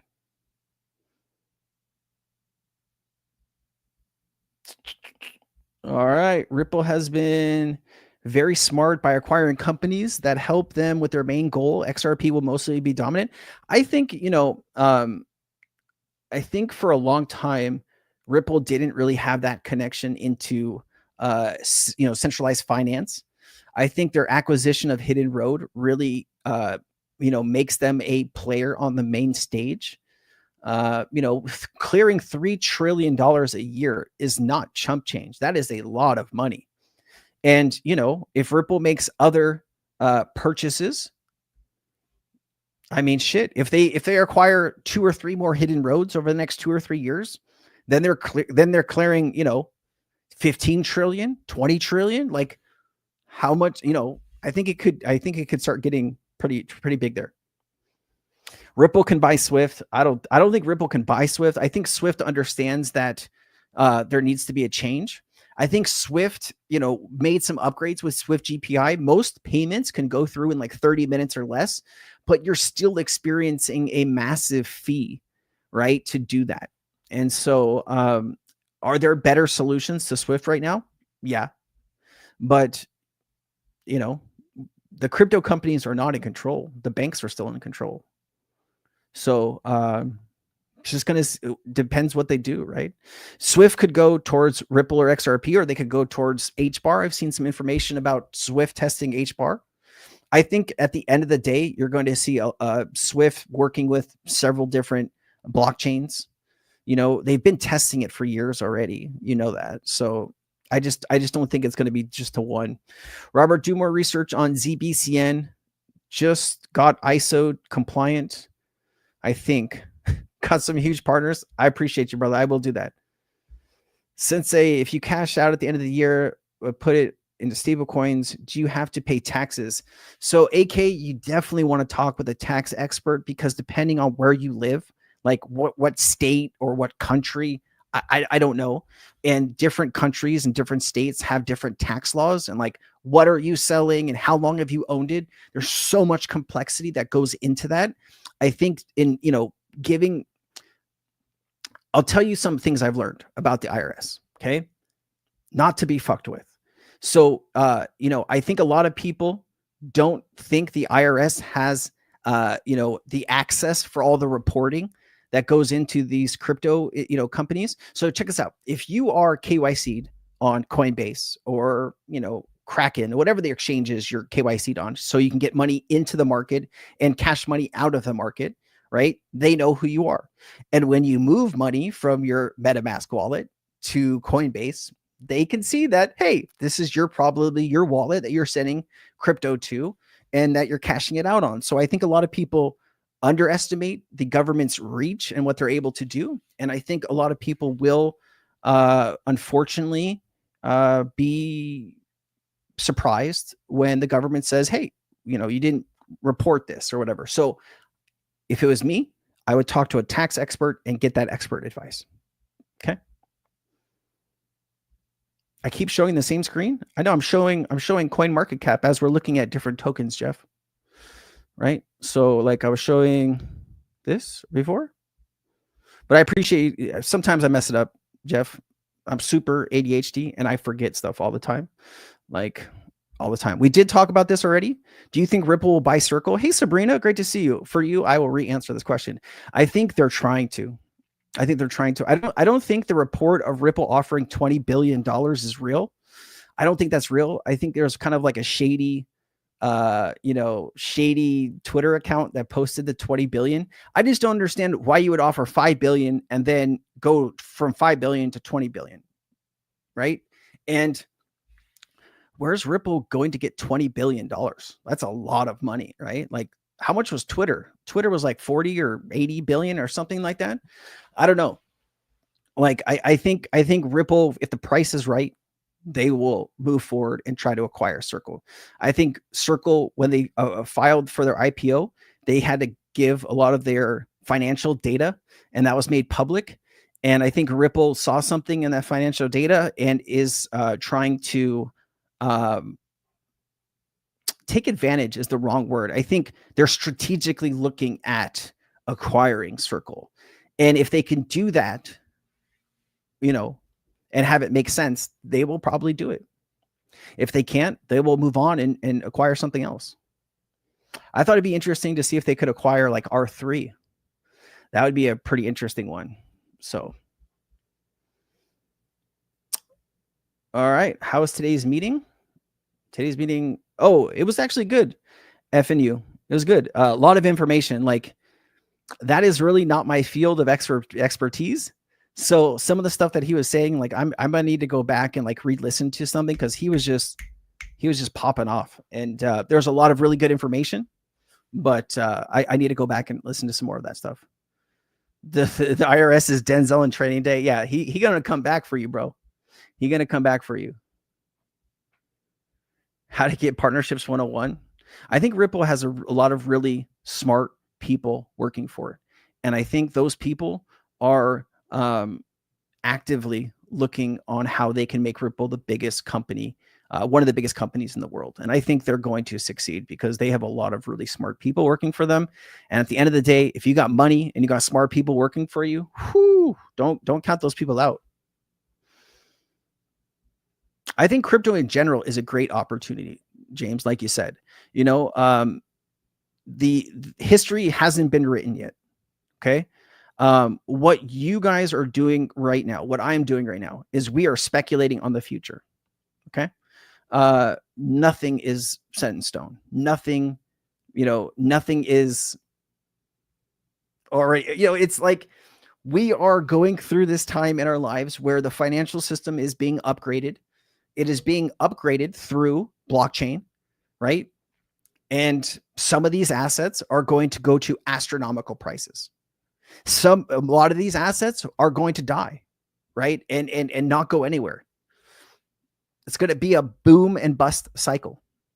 You're seeing the boom cycle right now. You haven't seen the bust cycle yet. But when you have 10, 20, 30,000 crypto tokens and you only have, 200-300 use cases, what do you think is going to happen? I think what's going to happen. Didn't Chris Larson meet at the SEC today? I saw something about that. Let's get back to the news. I feel like I've been talking for about an hour here straight, and I could use some more water here. But here is, I don't know if this is a brand new clip. I haven't seen this clip though. Here's Chris Larson and Michael Arrington. Rather than being an internet system. So we need that internet of value to be developed. And that's what we spend our time working on, is a replacement for SWIFT and correspondent banking. How do you get all of the payment providers, all of the wallets onto ILP? And then how do you use XRP as on-demand liquidity so that all of these providers don't have to keep balances all over the world because the process is so inefficient. We think that's the winning kind of killer app. And then I think the last group talked about a Cambrian explosion. Yeah. Then you get that Cambrian explosion. Man, Michael Arrington is going to be a trillionaire after this is all said and done. Somebody said, will ETH die? I don't think it will die. I think Ethereum really screwed up. Probably they had regulatory clarity for several years, and I think they completely fucked that up. Who's like, if you invested a year ago, if you would have invested $100 into Ethereum, you'd have lost half your money. If you had invested $100 in XRP, you'd have made like $400 or $500, right? So I just, I think there's better networks than Ethereum. That's why you have like all of these layer 2s on Ethereum to support Ethereum. I don't know how all that works out, but like, you can obviously see people are not developing as many projects on Ethereum these days. And maybe that speaks to a larger issue with Ethereum. I don't know. Turn up the volume. You got to turn up the volume on your side, Gary. You're the first person. I've been talking for an hour and 10 minutes straight. You're the first person to complain about the volume. I'd check your side, my friend. All my stuff says green right now. So if I turn it up even more, it's going to be real bad. Let's see here. I spent 80K over the last year on ETH, Solana, and so much more. I'm ready to let's roll. I love that, Ryan. Good luck for you, Ben. I'm rooting for you. Turn on your hearing aid. Let's be nice. Let's be nice. Sometimes people don't know, you know. Trust me, I've been one of those people that don't know sometimes, you know, and sometimes you want someone to be nice to you. All right, hey, did anyone see this? I think the first person I saw talking about this, God, who was it? I can't even remember now. I do apologize. But here you go. DTCC's master plan to tokenize quadrillions of dollars in global assets with centralized control. I think we kind of understood that this was coming, so this is not surprising to me. But it does talk about a little bit about the DTCCs here. It says the Depository Trust Clearing Corporation, a critical backbone of the global finance, recently published a patent. The patent's number is here. This patent describes the DTCC's approach to moving global financial assets onto blockchain networks. However, unlike purely decentralized solutions, DTCC's approach maintains centralized control. This move signals a clear direction towards digital asset managed securely under traditional governance models. Understanding this patent offers valuable insights to the future shape of the financial markets with regulatory oversight. So the patent basically is to interoperate across public blockchains, build private consortium DLTs, distributed ledger networks, right? Private blockchains, because you're not going to want this, you know, all these transactions to be in a public setting.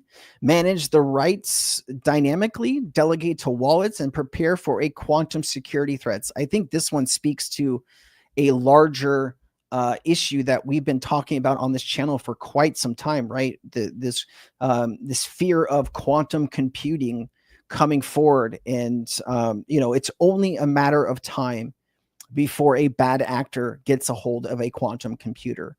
And it's kind of scary to think with AI, with quantum computing, like what systems are vulnerable right now. And if you ask me, I think all systems are vulnerable, especially the financial system. And so I think this move towards blockchain is to secure that system. All right. Because let's be honest, if you have a financial system that is being hacked left and right, nobody is going to trust that financial system.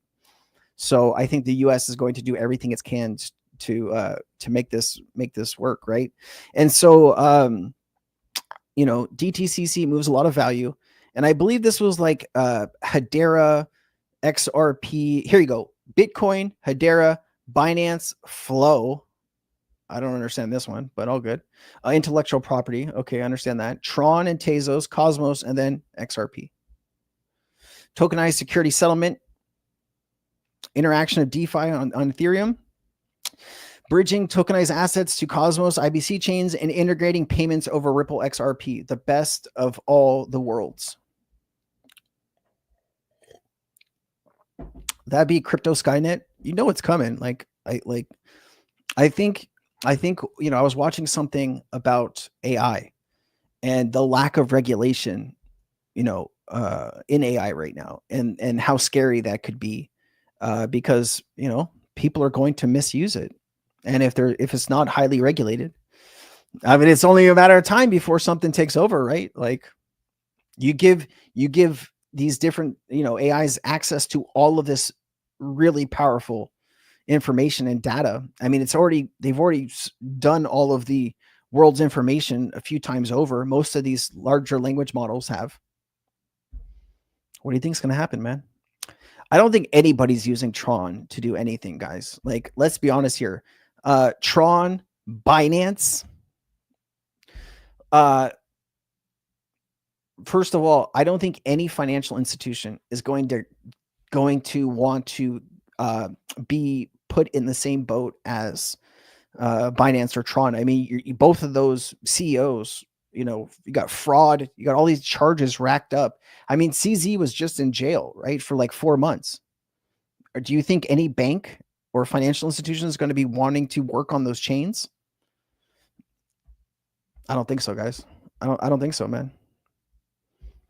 Tether, what is your take on Tether if it crashes and dumps? So like, I think we talked about this earlier, Red Panda, and maybe you signed off or weren't here, but I think Tether already has a problem with reporting and verifying data for how much money it actually has in reserves to back up their stablecoin.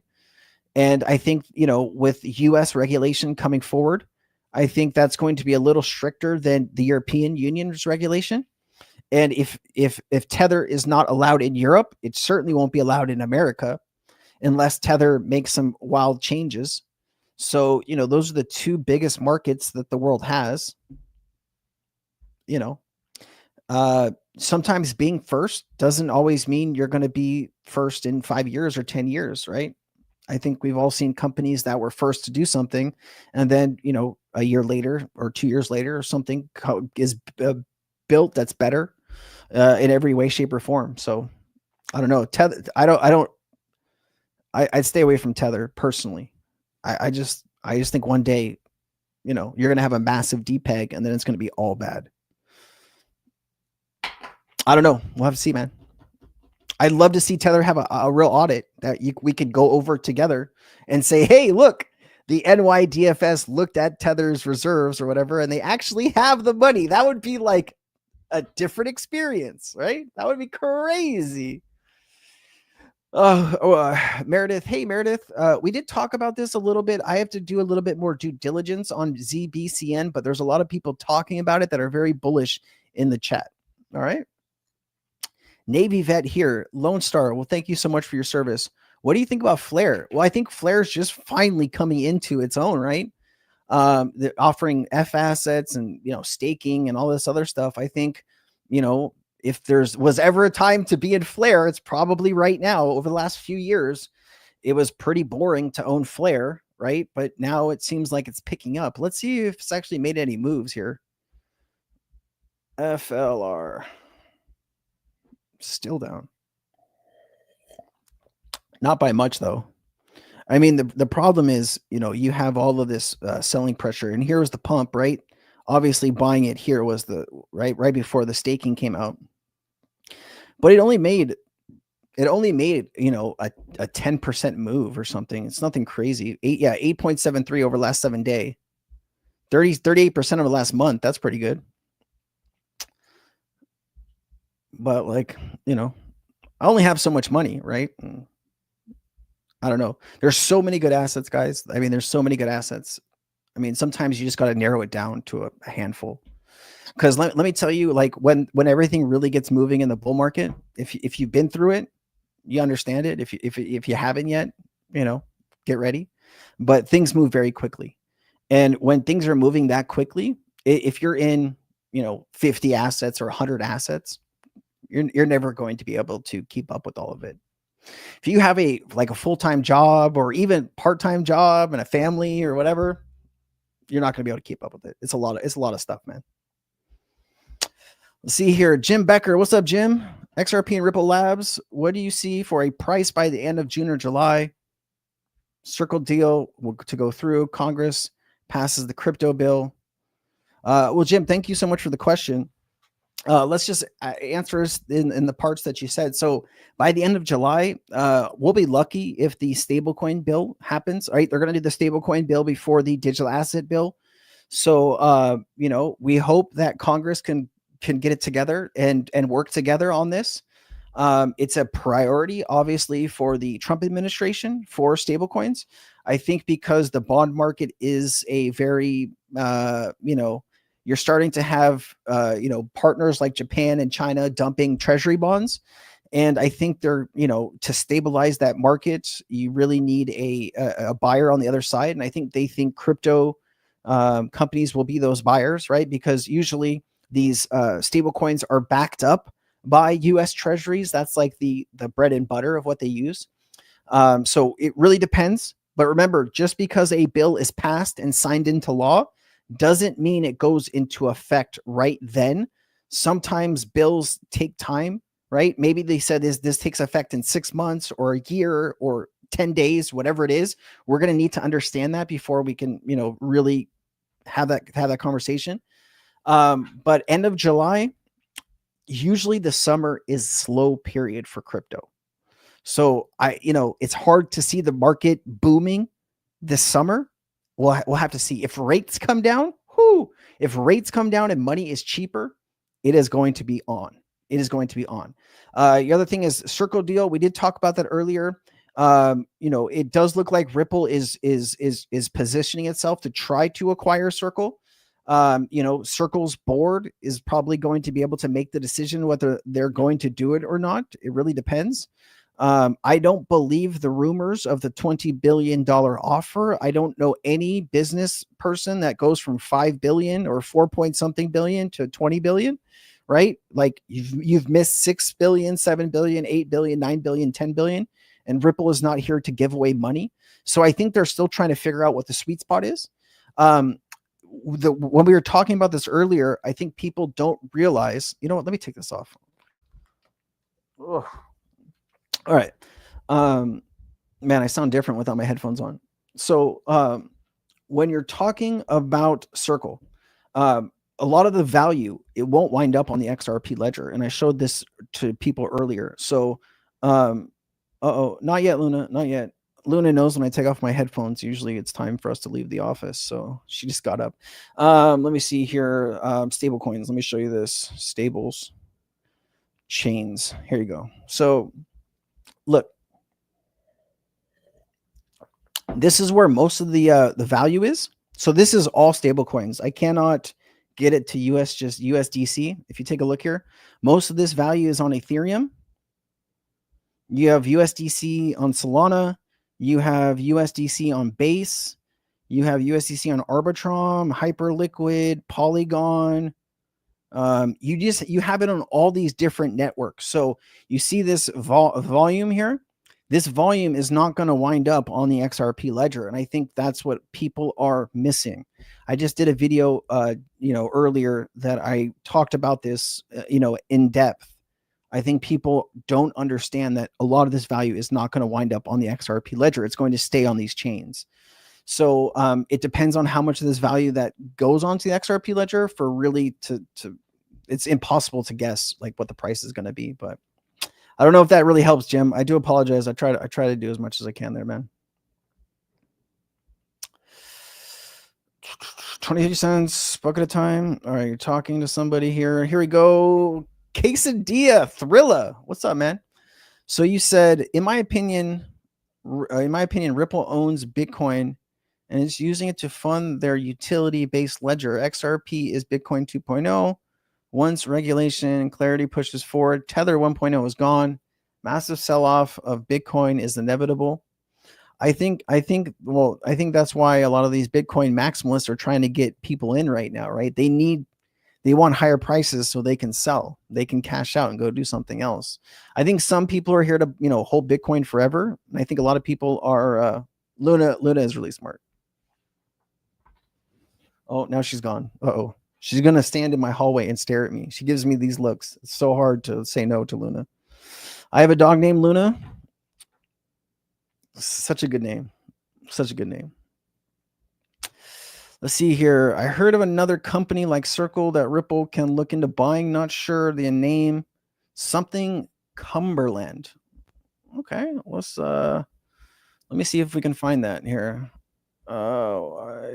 Is there a stable coin company that is called Cumberland?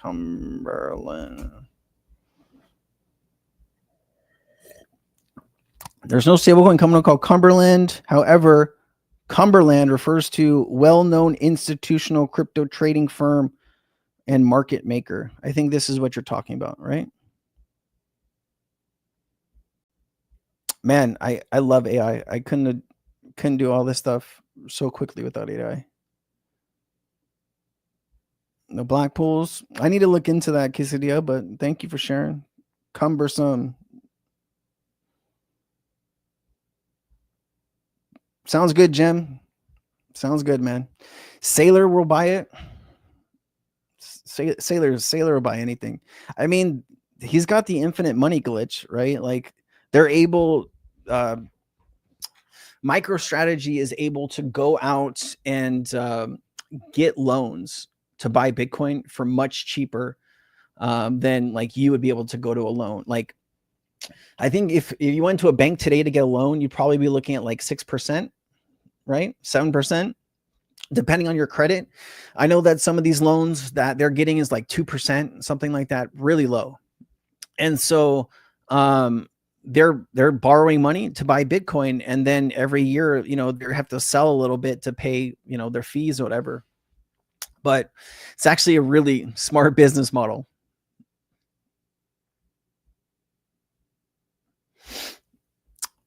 Ryan says so much RLUSD will be moved around in Coinbase. Yeah, I mean, we'll have to see how big it goes. Hold on. Do you think AI has the opportunity to disable or expose the bots? Fuck, I don't know. That's hard to say, Chris. I think the bots are part of market making, you know, and I don't know how that's going to turn out, man. It's a good question to think about, though.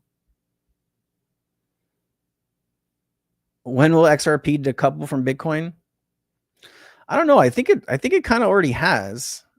You know, I mean, XRP moves with the rest of the market, but it's moved more. You know, if you look at the top, you know, 10, 20 tokens, it's moved pretty well over the last, you know, year. I don't know. Have I looked into Telcoin? Yeah, I've looked into Telcoin. Do you think they're going to beat XRP to the banks? I don't know. I remember Telcoin in 2021 was doing something completely different, right? And then they I guess they switched to do something else. I think I even own some like Telcoin nodes, but I think they're worthless now, aren't they? I don't know. All I know is like Telcoin in 2021 was a totally different company than they are today.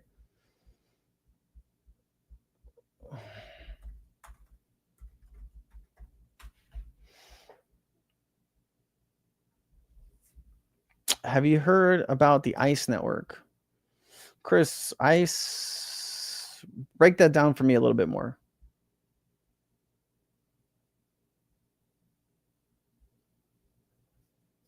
What do I think of Tron? Who uses Tron? Who uses Tron?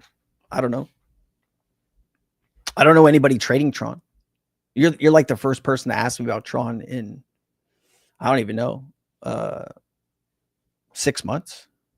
I don't think there's a huge pent up demand market wise for Tron. I just don't know anybody, even in my community, that's trading on Tron right now, or tokens on Tron. So I don't know.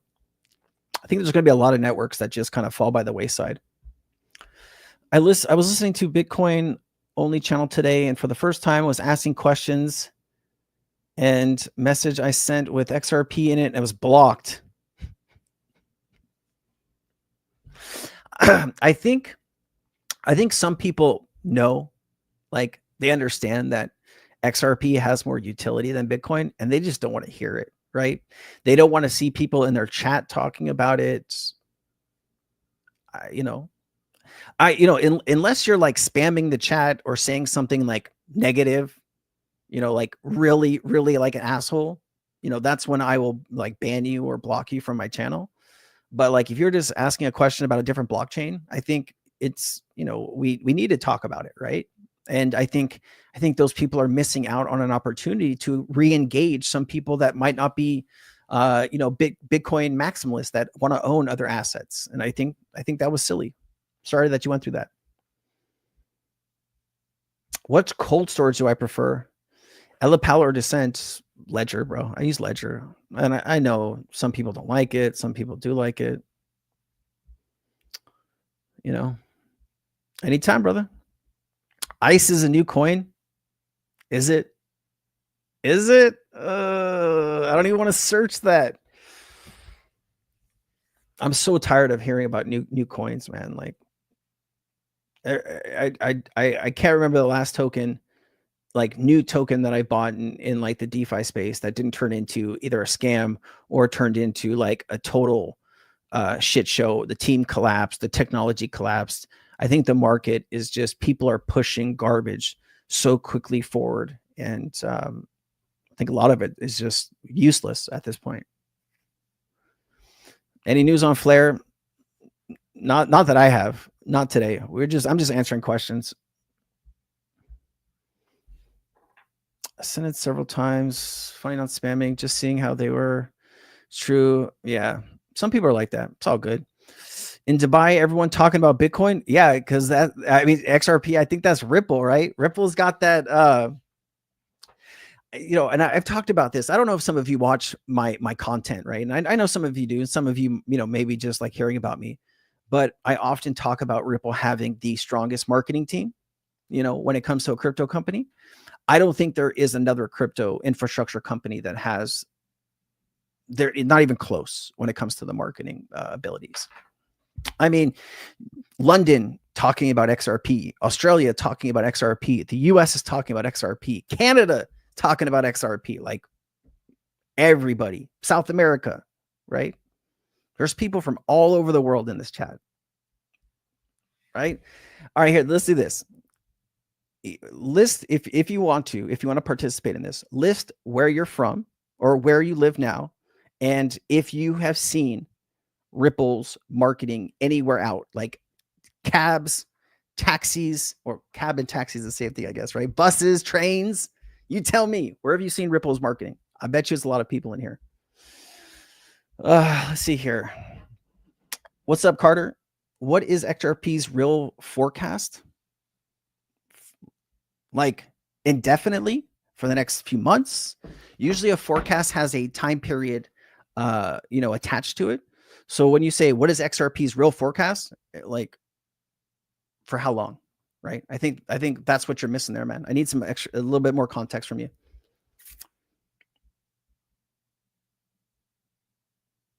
See, people from all over, right? You got someone from Lincoln, Nebraska in the house. You got San Antonio in the house. Oh, a lot of people from America in the house right now. Alabama in the house. Colorado Springs. All right. Have any of you seen any Ripple marketing though out in the real world? Some of you live in some really beautiful places. Texas. Oh man, I've always wanted to try Texas barbecue. Like when I'm finding time to not do anything and I'm just trying to relax, I sometimes watch some YouTube videos with Texas barbecue, and I think it's probably some of the best barbecue in the world, right? Oh, Austin, Ontario. You haven't seen any in Ontario? All right, fair enough. Nothing in Arizona yet? Okay. Amsterdam. You've seen something in Amsterdam, right?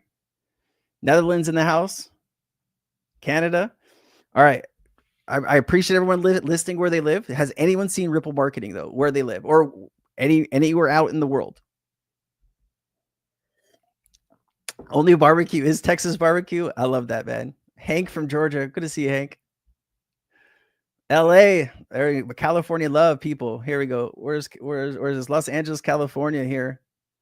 Not in LA. All right. Well, I guess they're not in America. All right. So weird. Like Dubai, I see stuff in London, airports, train stations, taxi cabs. I don't know, maybe because I'm constantly doing videos for XRP. I just see it everywhere, man. California, no marketing, just YouTube peeps. Facts. Word.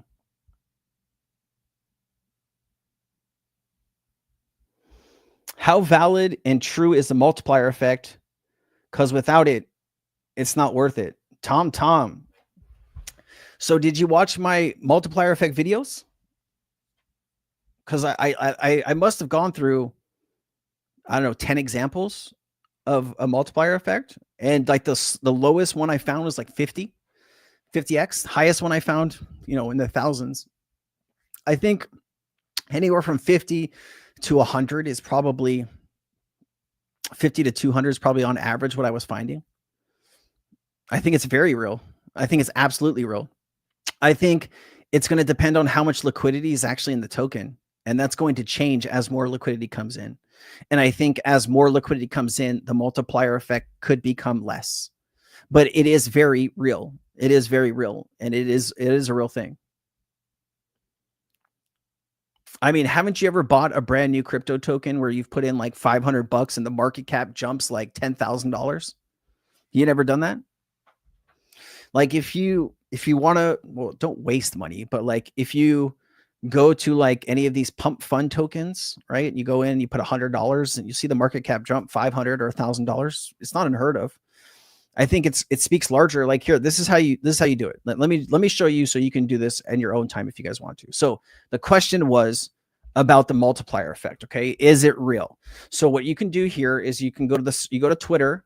Okay, in the search bar on the top right, you're gonna go like 24-hour XRP net inflows. Okay, and usually Chad Steingraber posts it, right? Chad here, but you need something like this, right? 41 million.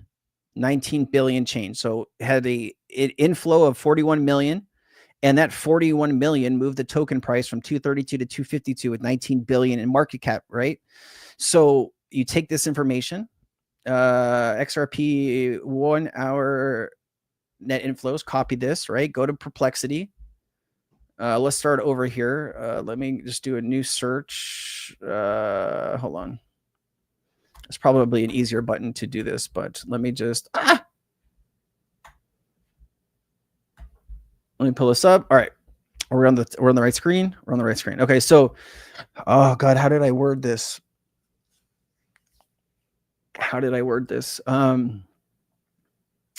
What is the multiplier effect of this?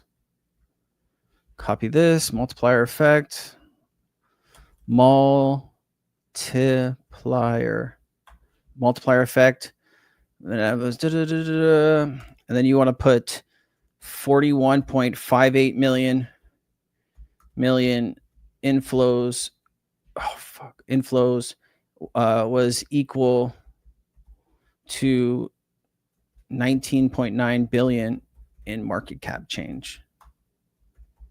What is the multiplier?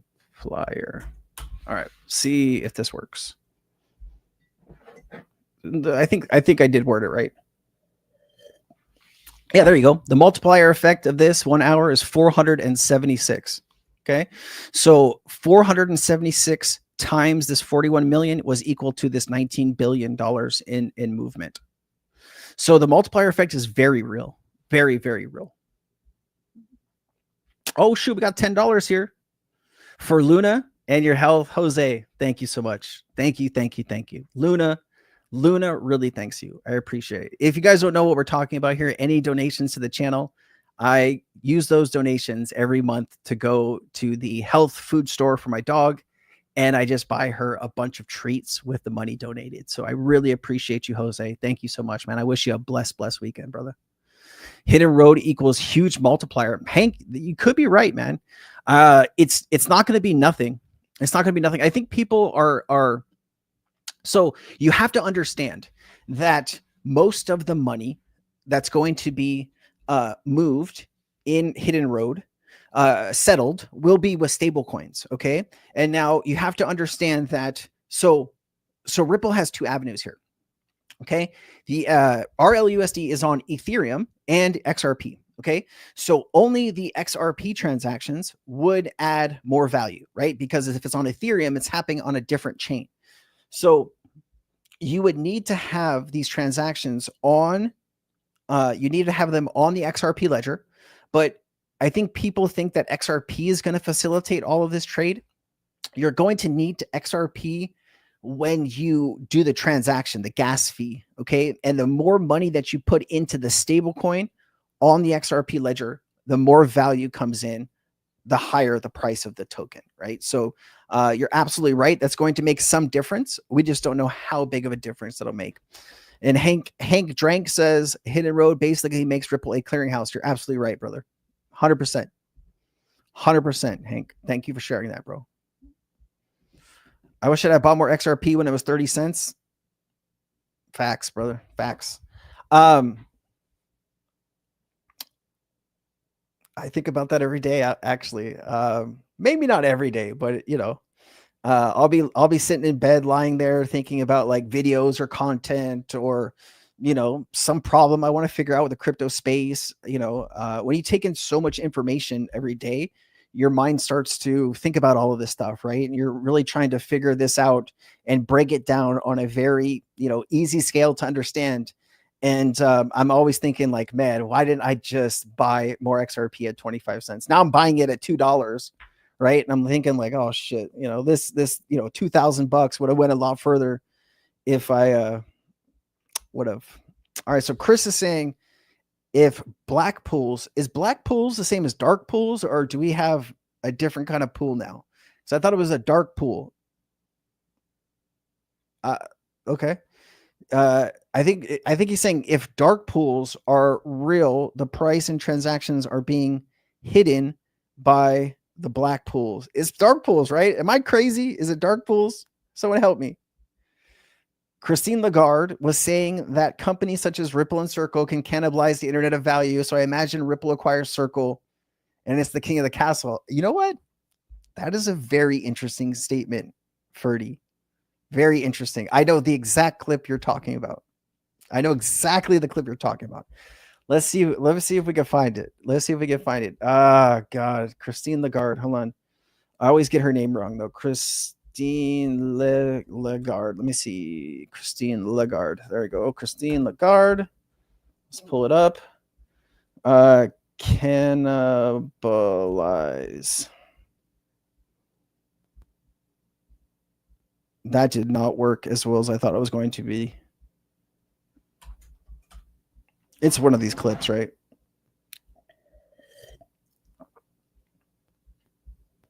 It might be this one. Change the way in which intermediation is conducted. Changes happening now. If you think of Circle and Ripples and all those, that's where they are active and oh, that's a different one. Technology. It's a different one. I know Chamba though.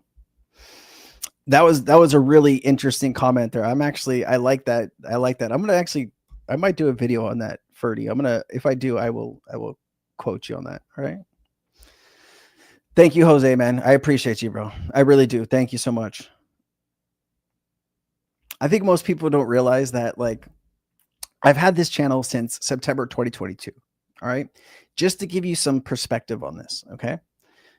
From September of 2022 till November of 2024, my operating costs for YouTube, I lost money every month. I made YouTube content for 2 years and 2 months.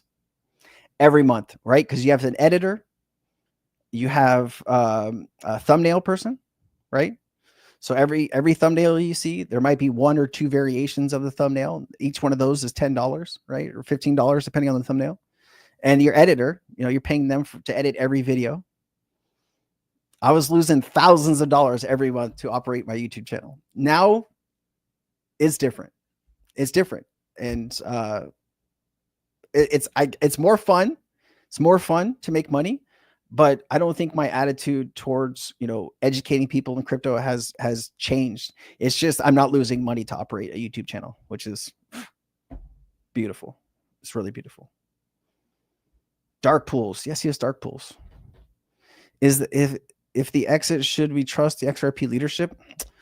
Oh, let's here.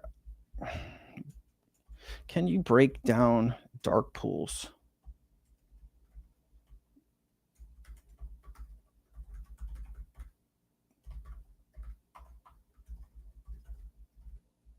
All right, let's find out a little bit more about this, because I was off for like the last 5-6 days, and I just need to get caught up on this. Okay, so people keep talking about dark pools. Let's figure out what this is. Dark pools on the XRP ledger are a private off-exchange trading venues where large transactions of XRP can be executed discreetly. Oh, I don't know why my brain wasn't registering this for some reason. Away from the public order books of major exchanges. I mean, guys, I think, you know, this is good. This is good and bad.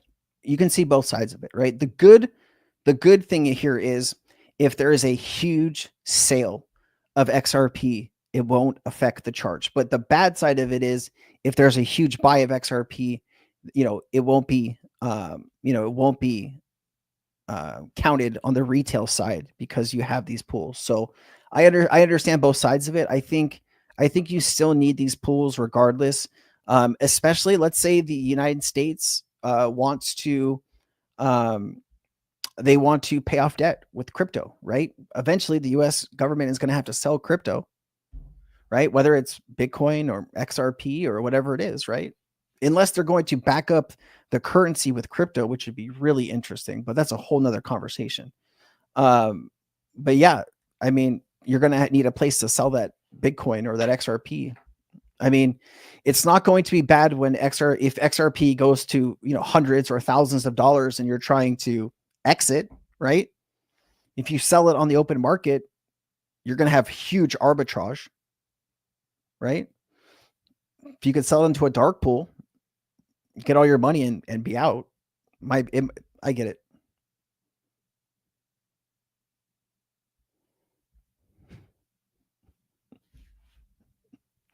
What's up, EM? I hope you're well, man. I hope you have a fantastic, fantastic weekend. And I hope whatever this hate that you have that just like locked up inside of you, I hope you can let it out. I really, really hope so. All right. I wish you the best though. I think trusting the Ripple team is something that, we have to do. I think when it comes to crypto, you should always have skepticism. When it comes to anything in life, you should always have skepticism. Trust, but verify, right? I think the Ripple team, I really would like to interview somebody from the Ripple team. It's a lot harder than you think. And, I'd love to ask these questions to them. We'll have to see. Oh, we got somebody catching up. Jack's catching up. Been evaluating Texas barbecue for 40 years. Looking at the best here, always come up with the same result. Definitely deserves more research. You're funny, man. Jake was just talking about dark pools. Jake's a great resource, man. Jake is very smart. He's very connected with the Ripple team, and definitely somebody to listen to in the space. Meredith, absolutely. I'm so glad you're here. If I can keep teaching you, you can keep growing. That's beautiful. I love that. And I that's why I do this. So thank you. You got to tell me though, right? Because, I know a lot of people are thinking like, oh, I do this for, clicks or views or whatever. I do it because I'm passionate about it. Right. I think if you find something you're passionate about and you like doing it, fucking knock yourself out. All right, hold on. Sensei, nice haircut. My XRP up to nice haircut. Okay, thank you. Appreciate you. My XRP up to 13,300 from the Teens Uni, holding 4 years. God bless you. From Australia. John, love you, man. Australia is actually the second largest market that I have. So I love you, Aussies. Appreciate you being here. Keep growing, man. I'm gonna keep growing my XRP bags. You keep growing yours, and hopefully we'll have a drink one day. We'll laugh about all this, right? $2 nonsense. Should be able to monetize all your knowledge and research. I appreciate that, Hannah. Thank you so much. Finally, it just took 2 years and 2 months to do it. Do you think it might be possible for me, a normal person, to use an AI bot to purchase and sell XRP like the institutions? So, yes and no, Chris. So yes, you could go to, yes, you could build an AI bot, a trading bot yourself. Obviously there's a lot of testing that's involved in that. And, you could use AI. You might need a little bit of knowledge about building the actual bot, but there are companies that do offer AI trading bots that you could, lease, I think, monthly for a fee. So, I'd say try building it. If you have trouble, then start researching it. And there's a lot of bots that are available, and all those bots should have data on how they performed. And you could probably find a really good one. I'm new to crypto, but excited where it's headed. Love it. Hannah, you picked a great time. You picked a great time. And I know it might not seem like it because, hey, prices were cheaper maybe like a year or two ago or whatever. But hey, you're here, you're learning, you have an opportunity that billions of other people are ignoring. So, you know, it's going to be like drinking from a fire hose. I wish I could tell you that there was a point where maybe, you know, your learning is capped, but you're always growing. All right. So you just got to stick with it. And I think you're going to do just great. Jake Klaver did a stream on YouTube a couple of days ago. Pretty good analysis. Yeah. Jake's a great guy. I've had an opportunity to talk with Jake multiple times on my channel. I interact with Jake in the background sometimes on Twitter and stuff. Always been stellar reputation for that guy. What Richie says, does anyone else pronounce XRP as ZARP? It's just you, Richie. It's just you. But now I'm going to be thinking that, Richie. You put that in my head now. That's not good. That is not good. Question everything. I like that. I like that mindset. Absolutely. Let's see here. Ripple team is Michael Jordan 90s Olympic Dream Team. Yep. That was a different time. You know, although we didn't have like, you know, we didn't have, you know, like iPhones in the 90s, right? We had phones. They just weren't, you know, they weren't that helpful. They were kind of helpful. But you can see as the years went on, technology got better. Crypto will be the same way. Crypto will be the same way. Happy Friday, XRP Army. Love that, man. Love that. I know we got 1,600 people hanging out. So good to see everybody here. Hamdu with another 199. What's your thoughts on the potential of Sui? I think Sui is the next Solana, man. Like I've been talking about Sui in Sensei chats since 70 cents. If you go back, if you want to know what we're talking about, let me show you guys. All right. Sui. That is so fun to say. That is so fun to say. Right in here. Right in here. August 2024 is when we started talking about Sui. This is going to be, in my eyes, you know, $100 token. Look, you have a market cap of 11 billion. Look at Solana. 76 billion, right? So just to get to Solana's market cap, Sui would do 7 or 8x. I think actually Sui might be a better network than Solana even. I think Sui is going to be a game changer. I think it's a really great network. Thank you for the 199 and thank you for the question. Oh, we got a 499 here. 499, is that euros? Oh snap. A multi-currency now. What shoulder thoughts on XRP toolkit, XRP ledgers? Dennis, I XRP toolkit.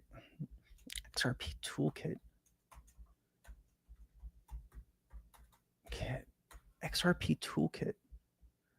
Hold on.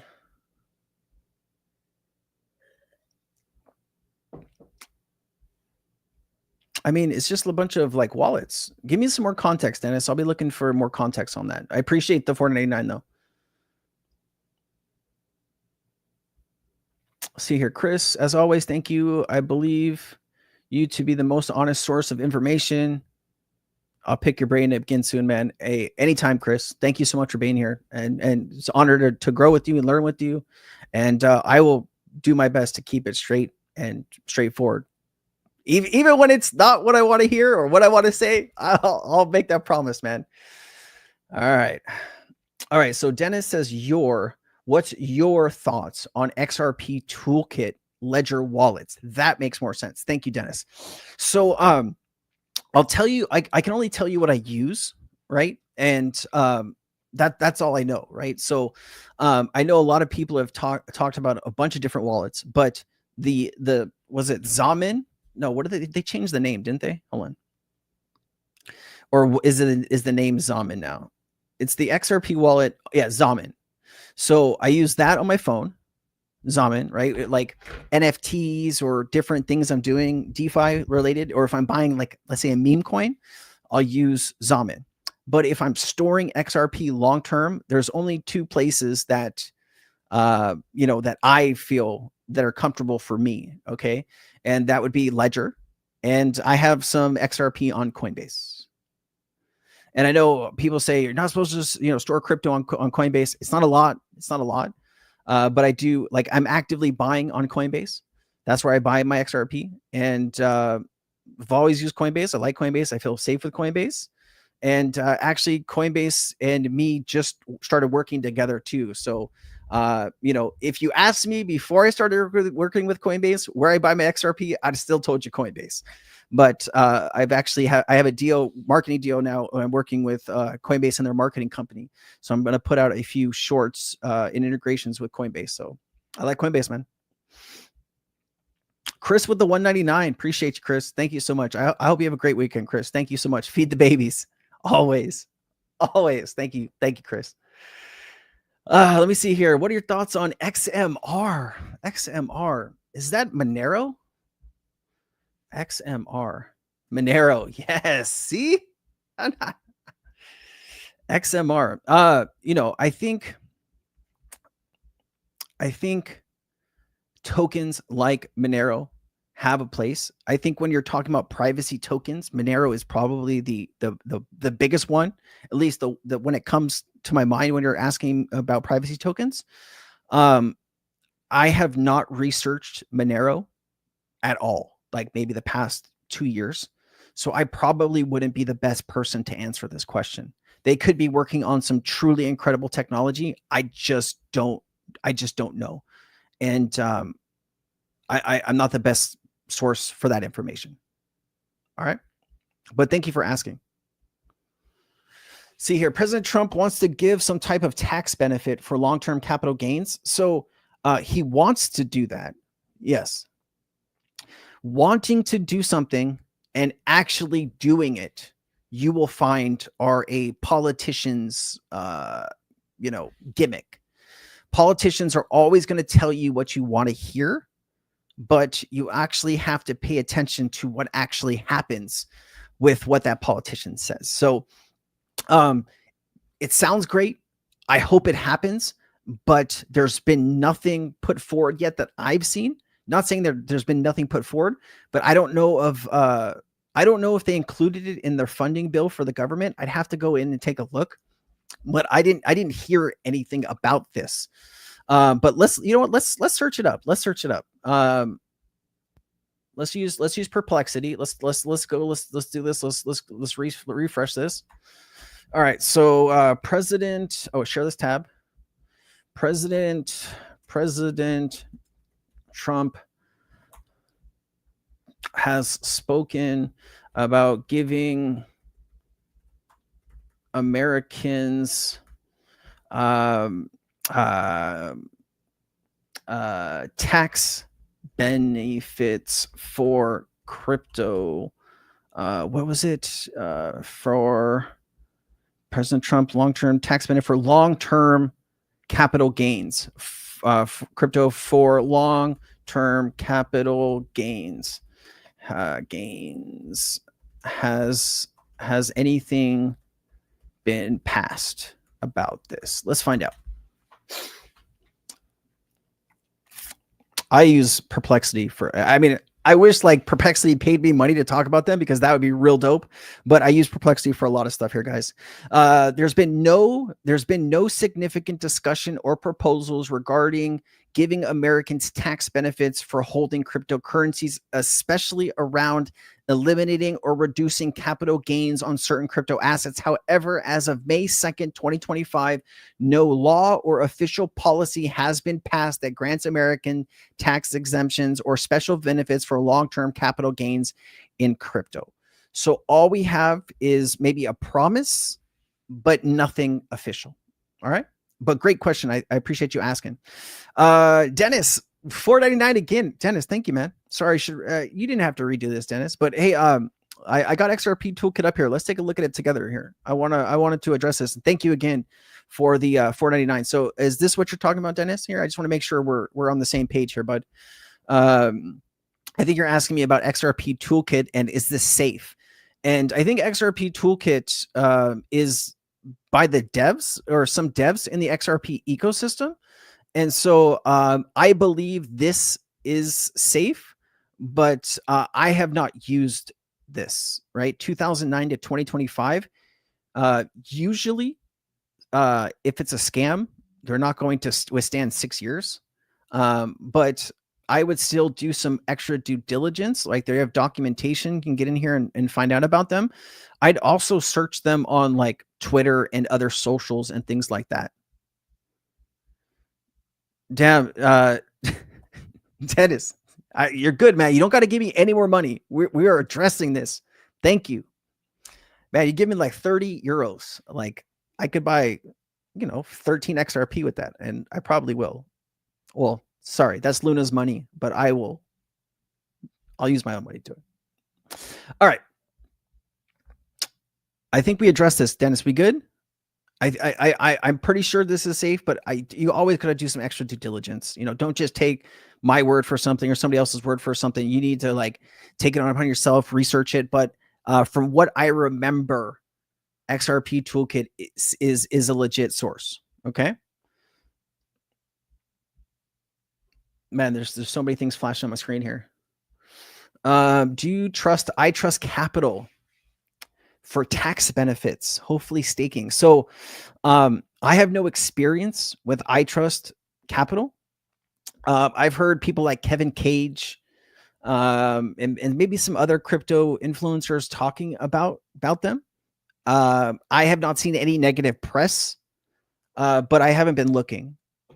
So, it's hard for me to speak on something that I don't have any direct knowledge of.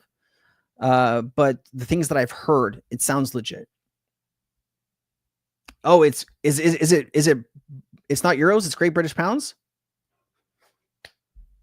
Well, I'm an American, right? Like, I don't think I've ever, I don't know. I did go to Europe, but I think I used dollars. Sorry. If it's pounds, I apologize for making the distinction. I guess I'm not used to the, Thank you. Thank you for correcting me. Zion, hear me. It is true. Many of what you heard, we are still here. The original OS. Okay. Thank you for the $10. I appreciate you. And DMT, thank you for enlightening me. I needed that. Appreciate you. How do you think HBAR will perform this year? I think HBAR has a lot of really good news going for it. Let's take a look here. Let's pull it up on the chats here. Let's put it up on the chats. HBAR.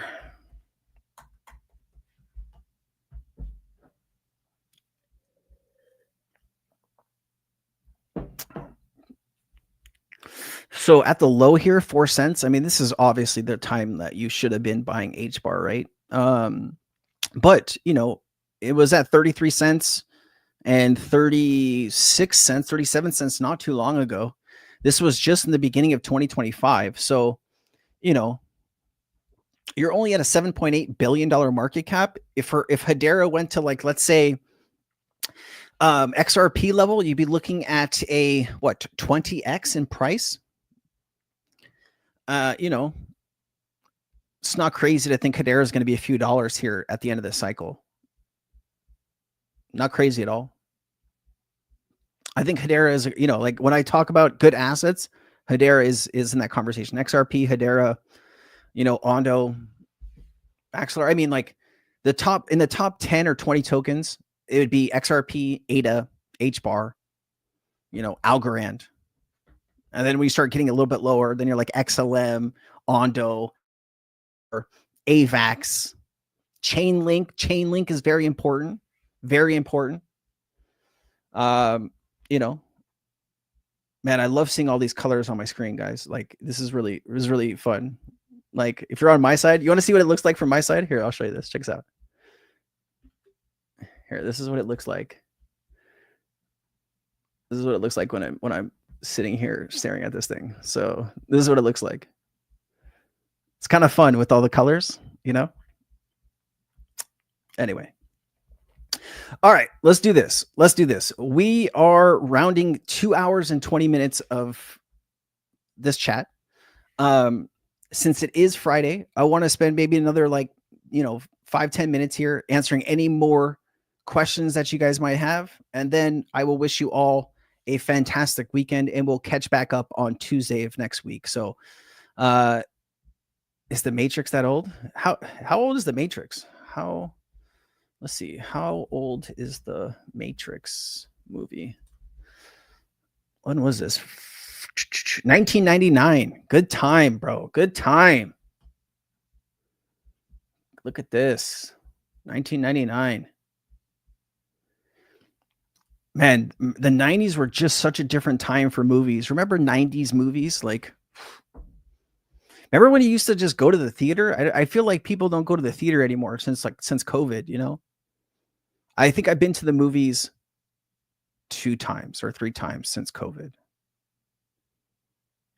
I kind of miss the movies. Anyone seen the new Marvel movie? That's out. That's supposed to be really good, right? Opposed to their previous movies that were not so good. So hopefully they get that figured out. Oh, anybody watching Andor at all? So good. So good. Is TS still a good buy? I think, Richard, I think there was a lot of built up demand for TIA, maybe like last year, because of the airdrops and all this stuff. After all that stuff kind of died out, the price kind of died. So, would I be buying TIA over like XRP or HBAR right now? I don't think so.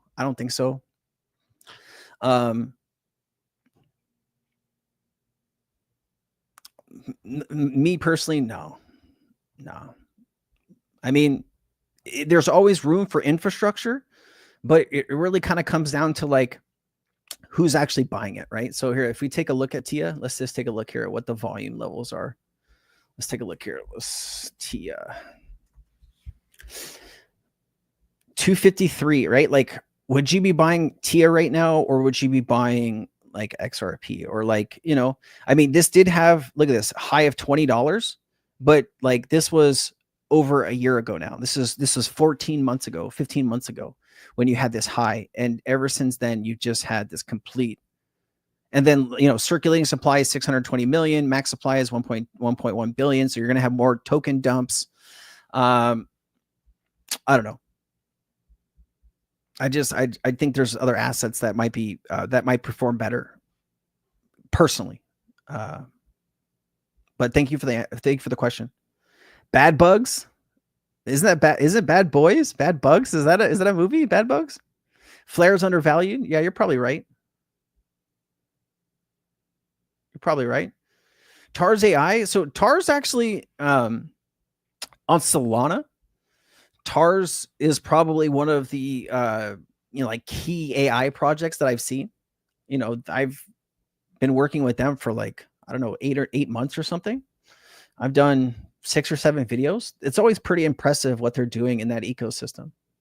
I think when you're talking about TARS to its all-time high here, it's at 8 cents. This had an all-time high of like 4.45 cents.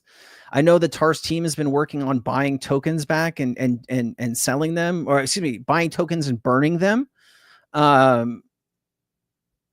But on Solana, this might be obviously a good AI play to take a look at. Definitely.